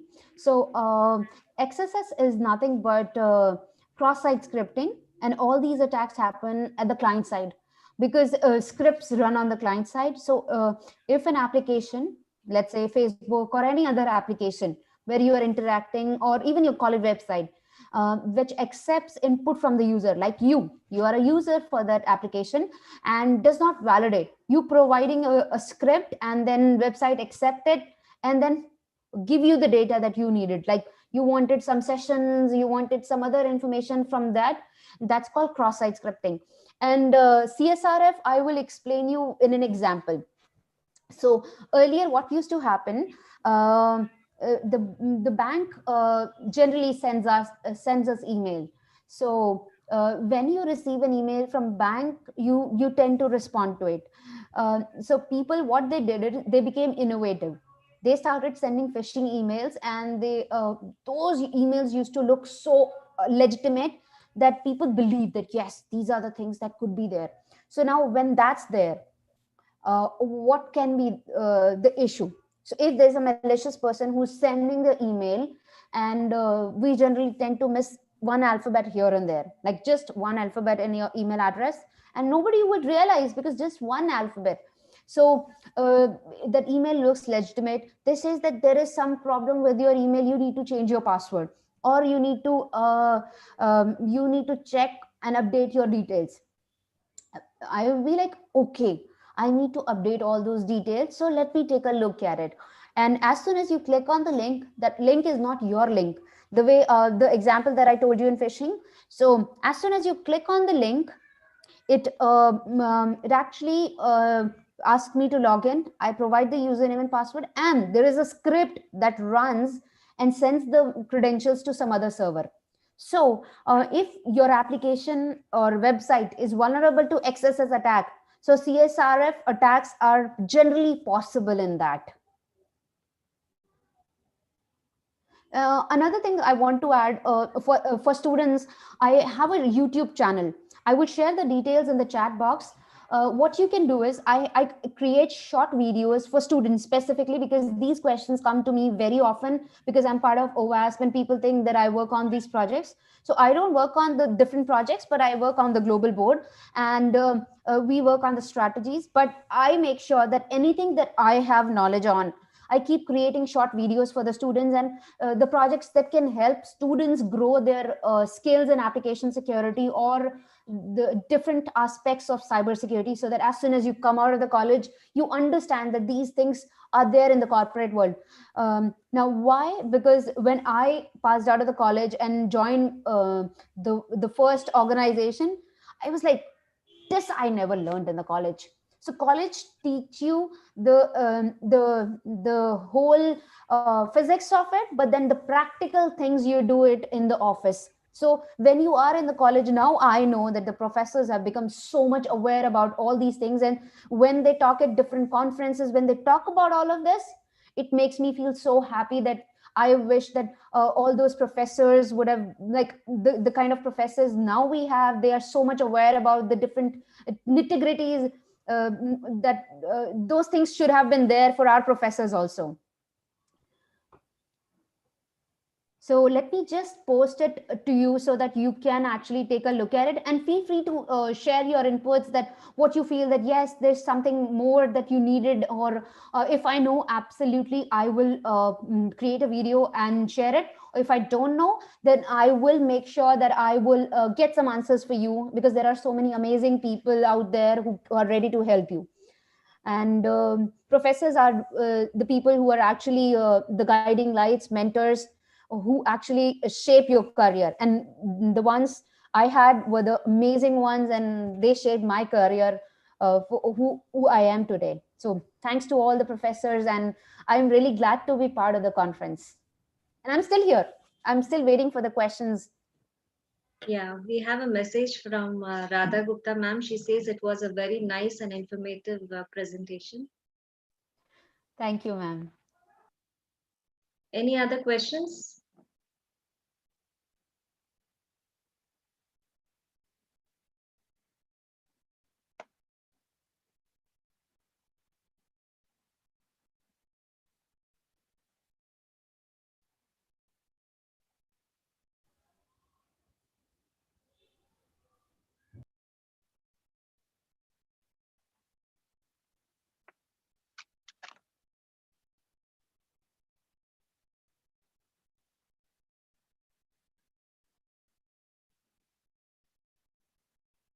Okay. So thank you for sharing the YouTube link. I'm sure it will be very helpful for us students. And it was indeed a very wonderful session. Thank you very much. Thank you, ma'am.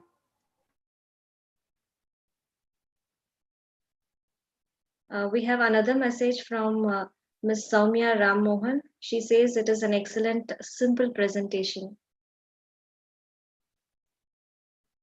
Thank you.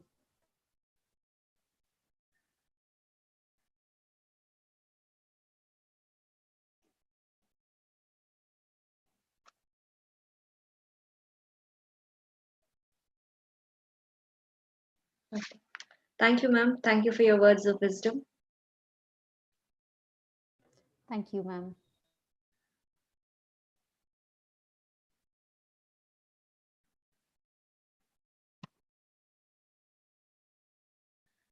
So let's move on to the secondary plenary session. We have with us Dr. Krishna Chandragowda, Senior Scientist, CSIR, Bangalore, who will be delivering a talk on applications of artificial intelligence and machine learning in applied science. I now request Dr. Suma from the Department of MCA to introduce Dr. Krishna Chandragowda. Thank you, Rashmi.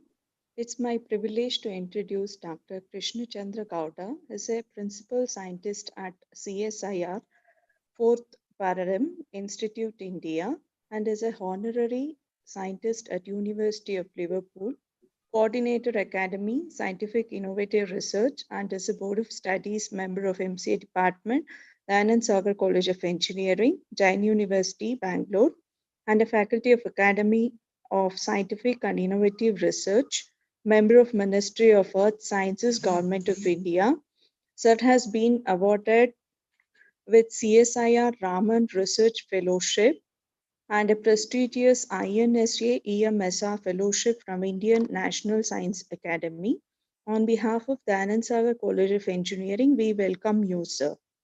Over to you, sir.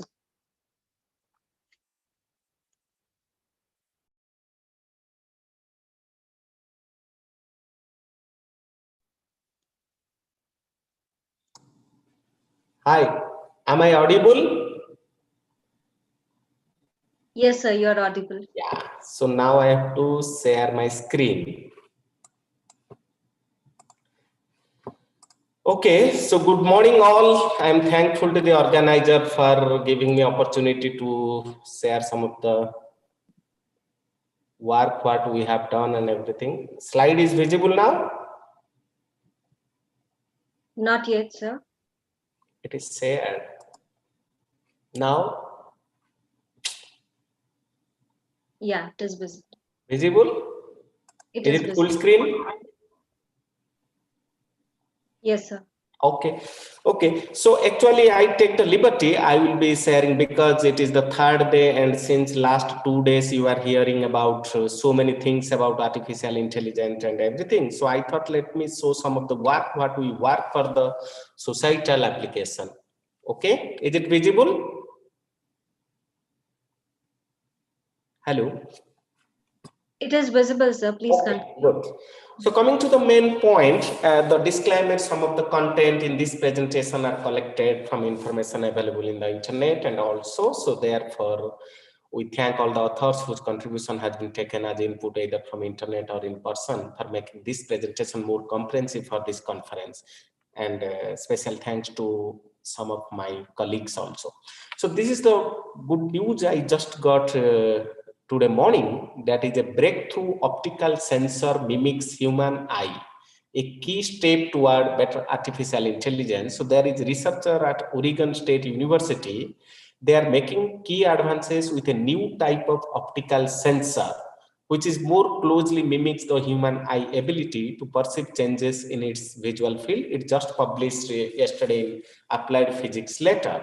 Coming to the next news of today's morning, a perspective, you can read this paper, I have given the link. It is a just Nature's review where they have done the recent work on optical computing for artificial intelligence application. And here you can see they have taken the physical layer freeform lens, and there is a bottleneck sensor. Then in the digital layer, there is a neural network, nothing but artificial intelligence, and which helps in depth imaging, HDR imaging, super resolution, classification, etc. So this is the just latest paper published yesterday in Nature. And coming to the next one, this is a fantastic news what we got on 30th November of 2020 in the era of finding the vaccination. We are in the running of, means we are in search of how to invent the vaccine, but it will change everything. So this title, what we called Google's deep learning program, is there for determining the 3D shapes of protein strands transform biology. So this is also published in Nature. So what I'm telling, now you see any part of the research, there is the application AI, and this AI makes all the gigantic paradigm shift in science and engineering. So I will take acknowledgement to Dr. G.K. Patra, Senior Principal Scientist, Dr. Asa Scientist, and all my students available right now in the CSR Fourth Paradigm Institute, because we have taken some of the slides and we work in the teamwork. So I'll be just running through some slides for this participant to show how we can work using the AI for the societal benefit across different field of applied science and engineering. So coming to this is just, I was attending a meeting just today morning. So here what we found, the main point is there is a need of integrating the observation and prediction.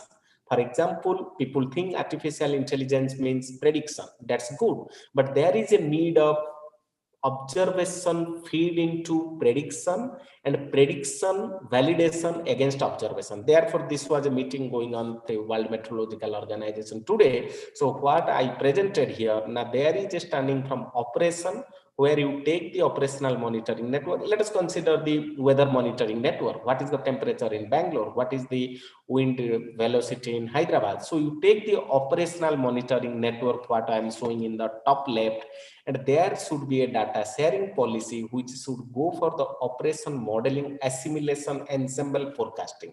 So when I say modeling, assimilation, ensembles, and post-processing, here the point of artificial intelligence coming into picture, then only you can go for a good forecasting, and that forecast can go for the warning of hazard or whatever kind of thing, disaster monitoring. So therefore the research and development, because here all the participants are particularly academicians and researchers, so we should confine, you take the new technologies like AI and ML, then you do the proving and demonstration by all the observation instrument like sensor technology.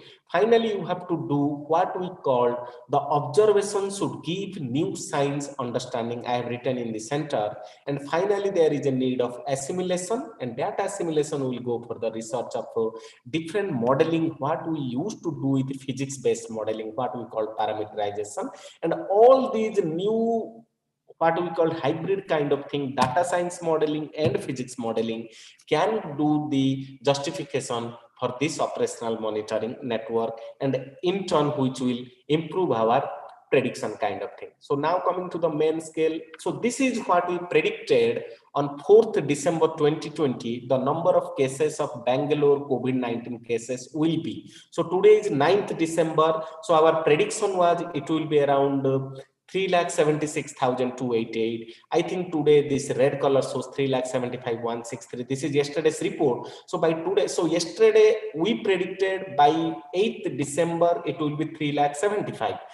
and 570, but now the real value is 3,75,000. So you see how accuracy is it. And if you can write my numbers, what is my prediction for tomorrow, day after tomorrow, and on 11th of December. So what we say, by this weekend we are going to get 3,77,657 total COVID-19 cases in Bangalore. So how we did this, these are just the miracle of machine learning and adaptation of this modeling technique. We are from CSR 4th Paradigm Institute. So we have our supercomputing CSR centralized system where we run our model, develop our model and our code. Then we do this societal kind of prediction. So this is one of the slide which says the prediction of the COVID-19 cases.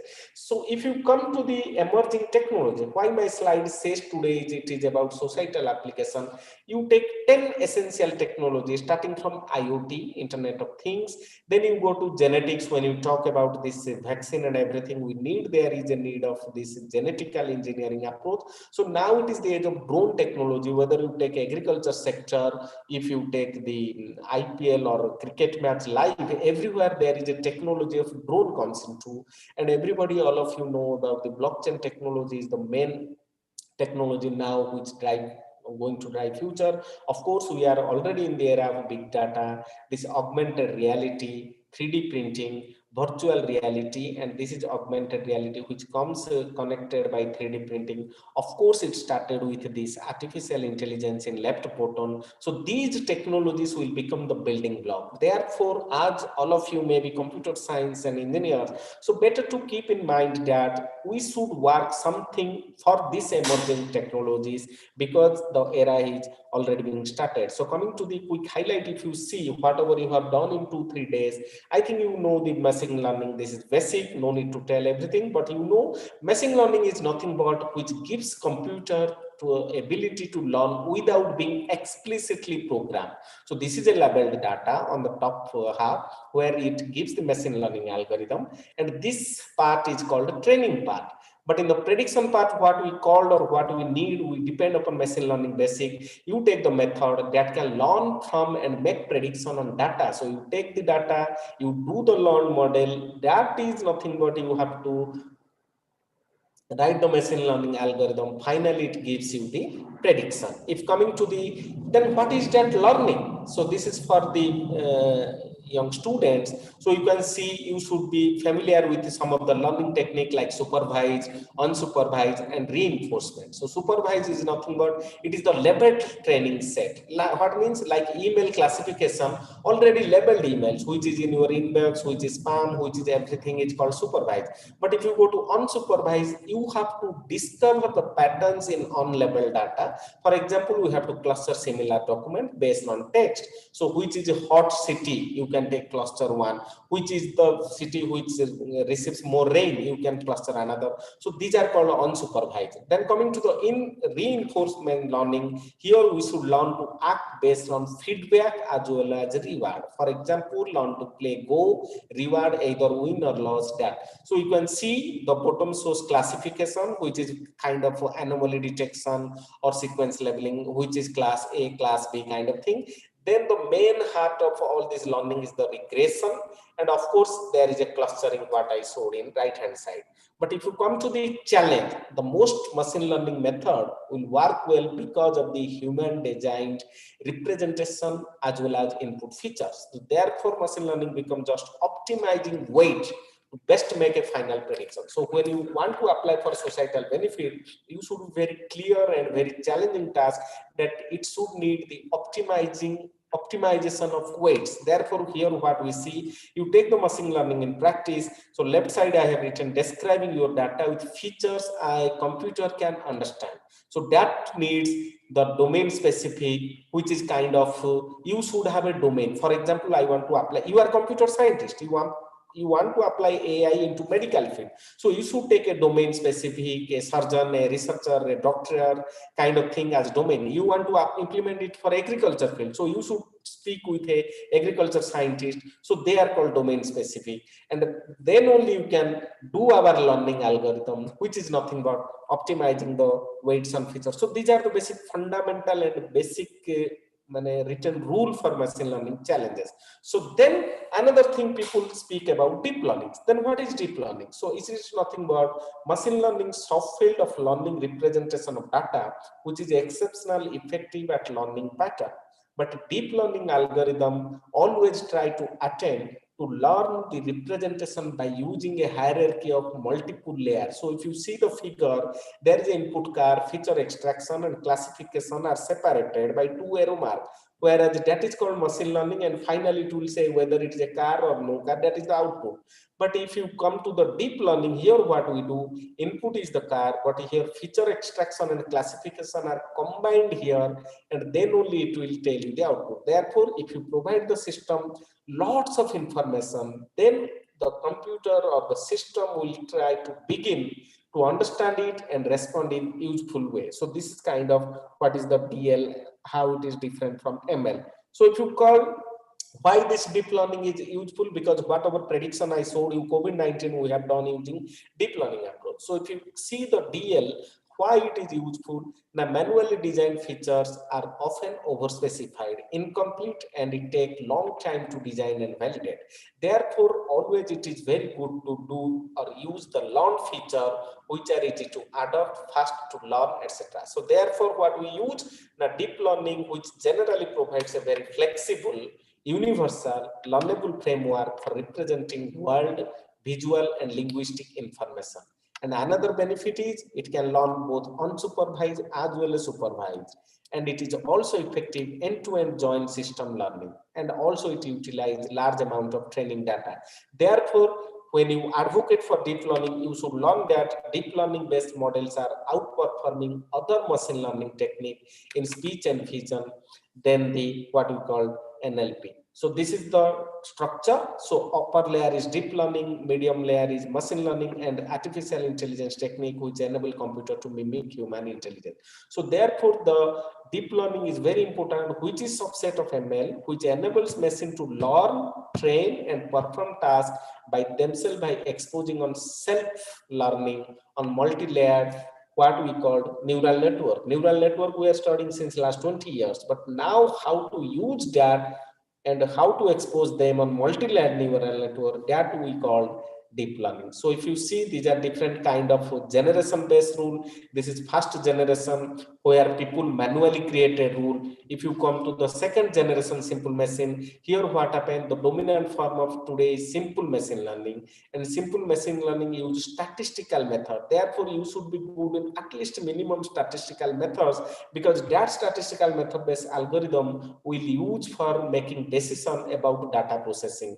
And if you take the simple machine learning, these can be fast, provided that you already have level examples. Therefore, you should do the supervised kind of learning and statistical approach. If you come to the third generation, which is nothing but the deep learning. So here what happened, as the name mentioned, it automatically learn how to combine the feature when making the decision. So deep learning often cuts down on the amount of human time needed. These are some of the fundamental I'm just showing. I will go to some of the result also by application of all this machine learning and deep learning. So then another important thing all of you should learn is the open loop architecture, because present day machine learning tend to be open loop. What is that? Collection of data offline, process them in batches, and generate insight for eventual action. Because all these data are of huge size, therefore there is a need of collection of data offline. Then you have to process in batches. So there is an emerging category of ML business use cases which are called ISA, in-stream analytics. And in this what we do, the data is processed as soon as it arrives and insights are generated very quickly. However, action may be taken offline and the effect of the action are not immediately incorporated back into the learning processes. So if you did this, it is an example of a closed loop system. We'll call this approach adaptive machine learning. And this in-stream analytics is a precursor to the adaptive type of ML. So this is what we called fourth generation. And here what happened, in contrast to the rule-based, theory-based, simple machine learning and deep learning approaches, where the human only creates rules and label data at the start of the process. Therefore, in the fourth generation, what we do, it requires the least human effort because they only require human input when it matters most and continually expand their knowledge when new information is encountered. So as we saw here, they are also the most accurate. So therefore, we should learn the fourth generation adaptive learning above ML and DL. So now I will show some of the work that we have done using this AI for this COVID-19 cases, because different sector, I thought let us start with this COVID-19 because this is the very important health sector we need. So here what happened, if you go to the evolution of scientific discovery, our institute name is Fourth Paradigm Institute because now we are in the fourth paradigm of science and engineering. So thousands of years ago, experimental science was there, which is nothing but description of natural phenomena, that earth is in spherical nature, all these called experimental. Then it comes into theoretical science, like equation of straight line is equal to y is equal to mx plus c, what is the function, derivative, etc. Then in the third paradigm came the computational science, where people started using the mathematical modeling, computer simulation, etc., which runs for a few decades here back. But in the present year, what we are stepped into the data intensive science, because everywhere if you see there is a scientific discovery which goes through a paradigm shift, and that age is called data intensive science or fourth paradigm of science. So here what happened, if you go to the four pillar of understanding, theory, first paradigm, experimental, modeling and simulation, and data analytics. So here what is mathematical modeling, which is actually third paradigm. It is nothing but mathematical model is a description of a process, system and phenomena using the mathematical concept like either function, algebraic equation, differential equation, PD, OD, etc., integral equation. But then you have to integrate computer science, mathematics and science, which indicates that mathematical modeling involves teamwork. So modeling and simulation seeks to gain an understanding of science through the use of mathematical model, but we need the high performance computing system for this kind of analysis or experiments. So therefore, if you go to the scientific discovery through modeling and simulation, you see there is a real world problem. Suppose monsoon rain is coming every June to August, July, September, then that is real world problem. But how you can going to predict the next year monsoon, that is we have to simulate the same thing. So what you do, you take a real world problem, simplify that problem into a model, then translate that model using the mathematical equation termed as a mathematical model represent. Then you have to translate that same mathematical model into different computer code, because you are not going to run a mathematical equation. Rather than you translate that mathematical equation, translate into mathematical model in computer code, then you simulate, finally you get a data model. Then you take the interpretation by using what we call graphical, visual and all these interpretation, and finally post-processing will give you result and discussion, conclusion. So this is the main scientific discovery loop using the modeling and simulation. So therefore, if you see the COVID-19 pandemic, you can see it is very much affected and the whole globe is red color. So what there is a need, the outbreak started from China is now covered whole globe. So this is the Indian scenario, but this data I have not yet updated. This is showing some of the July or August data, because that time there was a need of doing the prediction. So I am showing these results because there was a hunt for finding the peak when it going to reach in India. So if you can see, it is a July map shows how these different number indicate the number of cases in the early July in the, and these are showing the cases per million of residents in India. But if you go, these are the positive cases. So what we do, just to go to the common data, the smooth increasing trend, you can see it is nicely increasing, and this increasing is nothing but it shows more suitable for regressive technique, because it is just showing the linear regression or exponential regression you can do. So therefore what you do, if you see the number of positive cases in bottom here, it is cumulative positive cases. So number of cases also you can see an increasing trend with no random walk is visible here, and it fails the Dickey-Fuller stationary test. So these are different kind of statistical tests we have adopted. But if you come to the time series forecasting, therefore because this data is time time series. So what we thought, let us go for a time series prediction, because so time series has nothing but, it is a collection of observation varying with time. Examples occur in variety of field ranging from different field. So here what you take the evenly spaced numerical data, then you have to do the forecast based on regression analysis or kind of past values. So here if you see the example of time series, this is number of sales for particular product, this is price of a particular product, then how, and this is suppose you take the changes in environmental parameter like temperature or everything, and this is the COVID-19 positive cases in India. So all these data you can classify as a time series data. So then if you take, if a time series data has, you see there is a random walk plus trend, this yellow line has a trend with some cyclic, because you can see it is kind of sinusoidal wave nature, and this is blue line has meaningless, so that is what we called random walk. So therefore what you do for this COVID-19, there is several questions. When will the virus peak in India? When the pandemic is going to end? How the spatio-temporal progress, how it changes from north to south to east to west? So how we can do using all this mathematical modeling as well as AI approach?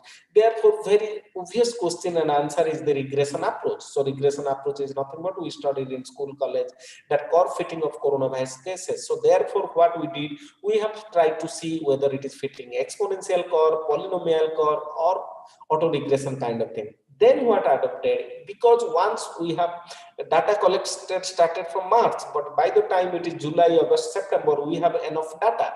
Therefore, we thought let us learn the trend from data using what I explained, all these AI, ML or DL method, and finally we did using the mathematical modeling. So here you see the one of the important thing we have done, the short-term estimation. For short-term estimation, what we did, now the data artificially influenced, because all this data you should understand, you can say it may not accurately predict, because why? Because we are still in the learning, because not purposeful.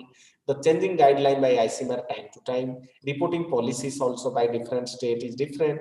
Time to time there is a reconciliation, and also there is a varying priorities, healthcare versus economic, lack of sufficient testing capability. So this was the scenario in the month of July, August. But if you see the case, as I told already, this was the thing. But here if you see, we try to do the derived parameters from the raw data. So here you can see we have taken percentage increase in positive cases, which is nothing but 100 multiplied by number of positive cases on present day with respect to what was the number of positive cases yesterday. So nth day divided by n-1. So if you do that kind of analysis, then you can see it also falls with the default stationary state, and it have a slight decreasing trend, but it is still not, means bounded condition. But if you get same thing, testing positive rate in percentage, that means you take, this was the number of positive cases, but in bottom panel we say number of positive tests, and then how much total number of tests you have done on same day. You can see here also the stationary test passed, but it is in increasing trend, but bounded approach. So if you combine over this, then there was the importance of testing to positive rate we found. So number of testing and number of positive cases, that is least to influence. If you see, testing to positivity rate is the least influenced by those still affected by whom do we test. External intervention is very important. So from the practical aspect, it makes sense, as the authorities do have ideas about the number of tests that are likely to be done in advance. So using these parameters, what we have done, you take the important ratio and try to get in percentage, because that ratio prediction is very important. Once you can do this, then we thought let us go to the ratio prediction. So this is called total active cases by total cumulative, which decrease, total death by total cumulative, which also you see the pattern. And here the bottom left is very good, where it says total recovery by total cumulative. So in India it now works very good. Of course, death and daily recovery is very small, but it is very difficult to predict the death rather than, therefore it is very important to see the cases. These are some of the important cases. But how we did this? So you take the data, you get the raw data, Then using raw data, we have used the deep learning model. It is called LSTM variant. All of you may be aware of this short-term memory variants, and this is different kind of formulations: vanilla stack, bidirectional, CNN, convolution. Then from this you take which model gives the maximum. Then from all these LSTM variant, you take the minimum. Also, you take the statistical approach. So upper one is deep learning model, but in statistical approach, it is traditional, where you can take the regression model, which is kind of linear. But again, here we can see, because it is COVID-19, rather than linear, we should check for the polynomial regression or exponential. And also we have tested with the auto regression model kind of arena. Then combining all, you can find which gives the maximum and which gives the minimum value of the predicted thing, which we have started in the framework at our institute. So if you see what I was telling in the data science approach, this LSTM variant, so this is the basic understanding what you maybe, or there is no time, but you can see vanilla is nothing but which has a single hidden layer and an output layer used to make prediction. Whereas in stacked, you see multiple hidden layers are there. And in bidirectional, what happened? Now, it allows the LSTM model to learn the input sequence both forward as well as backward and concatenate both interpretation. In the CNN, convolutional neural network model, here you use a hybrid model, and it has the priority of LSTM backend, where the CNN is used to interpret subsequences of input and provide sequence to an LSTM model. And this is convolutional. And finally, we use the encoder decoder, where it takes, basically an encoder reads the input sequence and encode into a fixed length vector. And finally, the decoder decodes the fixed length vector. So these are different techniques which is being used. You can read these things. But what I say here, now these algorithm can be easily useful for the real-time application.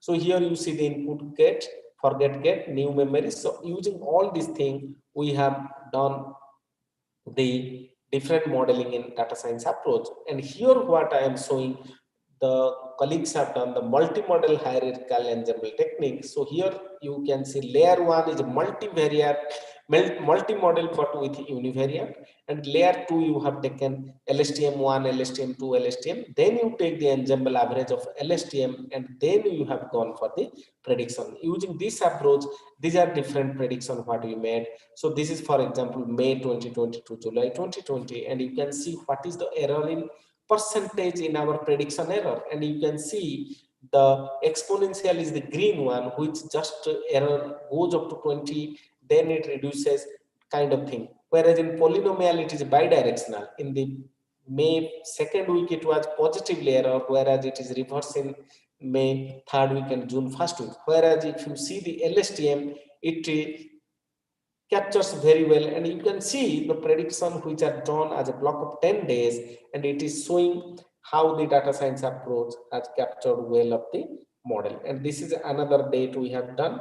And if you see the different flavor of LSTM, as I was mentioning, vanilla stack, CNN, CNB, you can see there is divergence among them.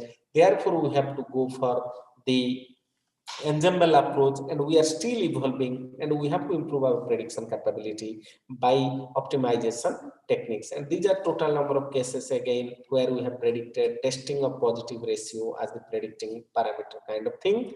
So these are the positivity rate. So how we did, therefore there is a need of modeling the infectious disease. So therefore, what we called, now there is a susceptible infectious recovered model, which is also integrated with, so susceptible means who is going to get this virus infection, then already infected some people, then recovered. So there is, this is very much traditional SIR model, but there is a role and a need to integrate this SIR framework into the data science approach. So therefore, these are different parameters in traditional model use: total population, number of people susceptible, how many people are infected, then R is the number of people recovered, then beta is the expected amount of people infected by another person per day, then D is the number of days it can spread the disease, kind of 7 days to 4 days. The proportion of infected recovering is called gamma. So using all these, we have used this compartment like SIR, then use the rate probability population, and this is the deriving formula. So this is mathematical model. Using the ordinary differential equation, you solve that, and for solving, what we did, now as I told you, are so many young people are there, so we have used the powerful Python language. So you use this Python, which is free to use, and it is easily compatible with extensive library. So here we are showing how we have used all these libraries, and using this Python code nicely, the SIR model is also integrated. So we have now data science approach as well as traditional. Then you can meet the domain experts, and you can find whether it is useful or not. So this is some of the code which we have done. So are we done kind of thing? Yes, we have done, because it captured the peak in India. Now also the framework is on table where we can integrate the AI as well as the simple modeling framework. So these are some of the further complication which we will discuss maybe later some time. So, but still there is challenges for this virus prediction and everything. This is the input data what we got, the UN data. All this GIT home address are there. You can take and you can do, but we should not consider about death, and this is the explanation for that. So there is a Indian challenge. At least we need to work at the scale of state, because India as a whole is very simple, but once, and there is also need of district will be desirable, because the data collection is not consistent throughout India. So therefore it is very important that we should pre-warn about potential hotspot district, which can be taken precautionary measure kind of thing. So then another field we will go to the precision agriculture, because now you know overuse of pesticide, fertilizer, due unavailability of precise information, always a problem in agriculture. And of course there is no access to reliable weather predict, means weather parameter, and weather prediction is very much important at very high resolution, because we cannot say Bangalore it will be 32 degrees. We have to take at very high resolution, because in Yashwantpur it is raining, but in Indiranagar it may not be raining, because therefore there is a need of high resolution weather parameter estimation. And of course there is also lack of predictive capability for the disease, plant disease, or what we call crop disease outbreak. Therefore what happened, there is a need of some of the solution. So here we are addressing some of solution which can be affordable to solution for the farmer. So therefore we have taken some of the RGB pulses, multispectral camera you can use, edge processing on drone for stress identification, whether water is there or not. And finally using that, the classification of stress to water deficiency, nutrient deficiency, and pest management can be easily doable. So here you see one of the slide I have taken in the soybean stress phenotyping. First we have to see the identification, how this syndrome, how this plant leaf shows the stress. If it is iron deficiency, it will be like this yellow chlorosis. If it is bacterial pustule, then you can see these holes will be there. And if it is a sudden death, then that is called biotic stress.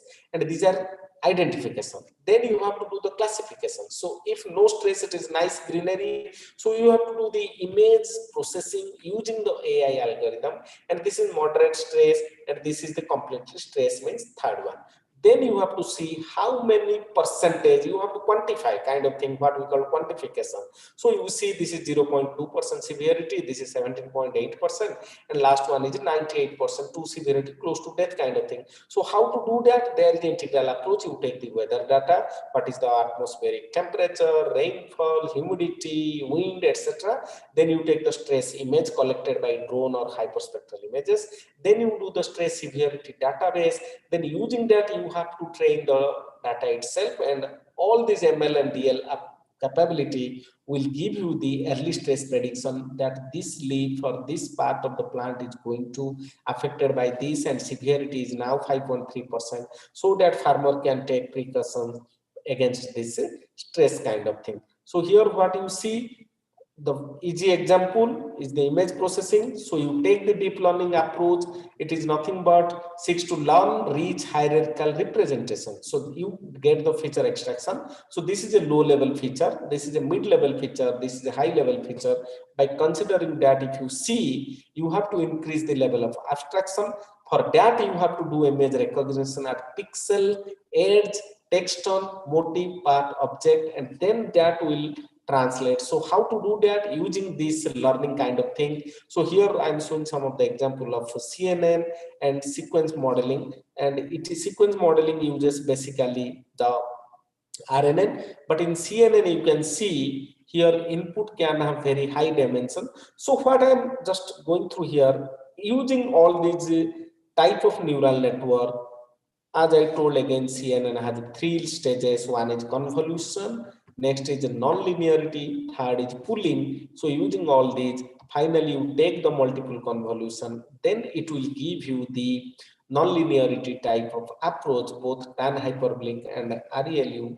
And this, as I told, common pooling operation. Using all these, we have then done, finally people do the deep CNN image classification, that what is this, and maximum speciality, and how there is a demo also I have collected from internet. So you can see this image caption generation, and this can be easily useful for this all what we called plant stress monitoring. And this is what our aim. Input image is you take a RGB 64 pixel leaf image, then you extract the feature with convolution, then you extract in convolution to the map. Using that, then finally here we are finding this FC hidden layer. Finally we get this, whether it is healthy or bacterial bright, or how many percentage of pixels are brown color, or whether potassium deficiency is there. So this is kind of a prediction we do. So this is the main architecture which uses the image processing kind of thing using the neural network approaches. So this is some of the thing what we have done.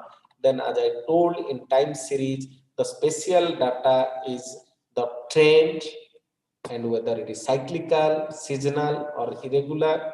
So if you see here, we have done how the prediction. So the point is, I can show some of the result. These are, all of you know maybe how the feed forward and recurrent neural network work. So using this kind of thing, we have predicted some of the societal parameter what we need. So here, if you go to the next slide, you can see we have applied these all the techniques for the prediction of wind as well as temperature.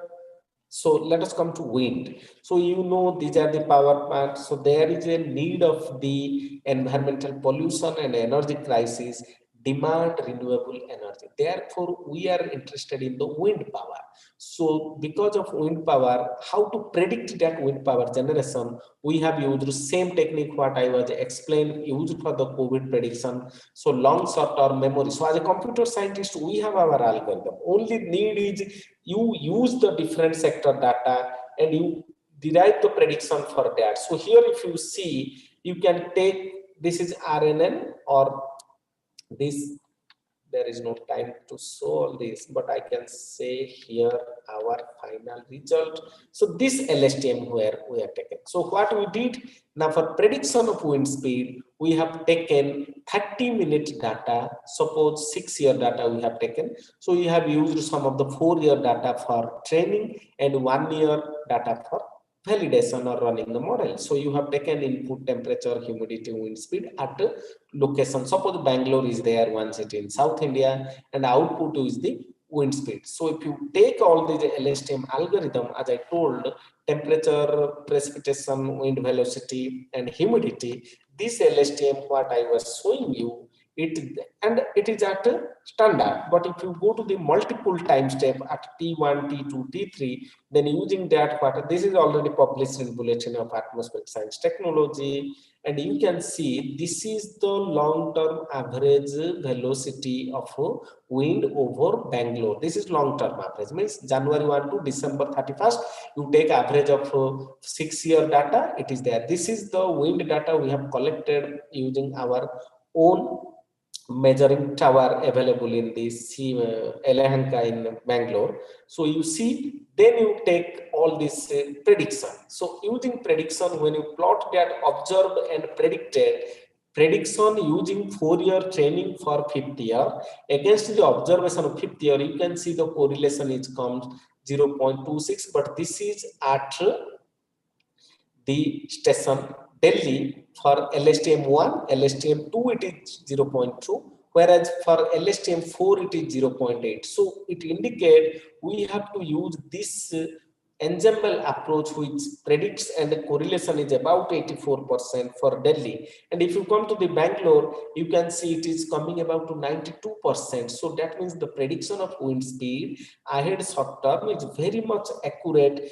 using all this DL and AI approach. So here you can see, as I was telling, LSTM4, the combined version for both the station, it is 0.80, as well as for Bangalore, it is 97% accurate. So what I am advocating here, using the enough data, high resolution data, because these data are collected at a frequency of say 15 seconds or 1 minute, that data is fed into the training, then it's predicted for 1 year and where it shows more accuracy kind of thing. So here I can say how easily we can use all these techniques for different sector like ocean, like wind energy, agriculture. Even we can do the time series data for all these seismological, because when there is a ground motion, that also we can just take the vibration motion, wave motion, and we can predict its impact kind of thing. So main important is the powerful data and all this AI, how to integrate that thing. I think I will stop here. Thank you. So main aim should be derive the meaningful info and predict for future for the usefulness of society. Thank you.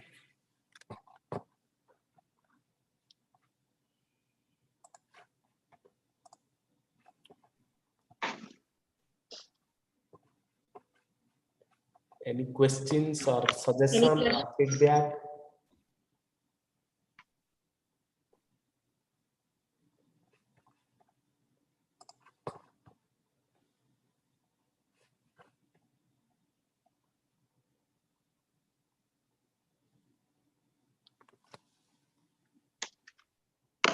No questions, I think.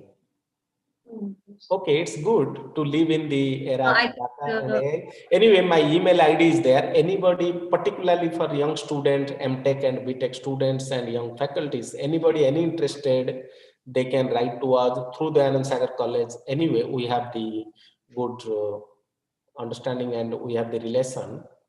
We have a question, sir. Ah, good. What is auto-regression? Auto-regression, you see, you know what is regression is nothing but auto means what, regression means what.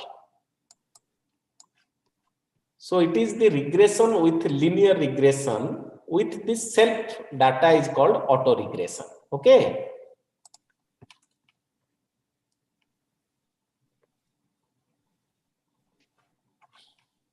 Any other questions?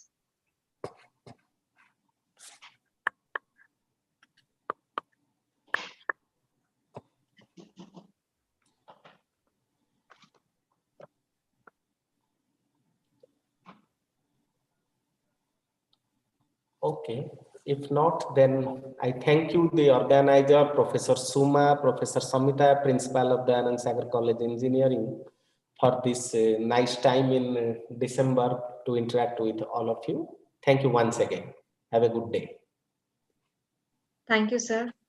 I would like to express my gratitude for discussing and relating the need of the hour, that is the COVID-19 pandemic situation with AI and applied sciences. So we greatly appreciate your excellent presentation. Thank you once again. Thank you. Bye.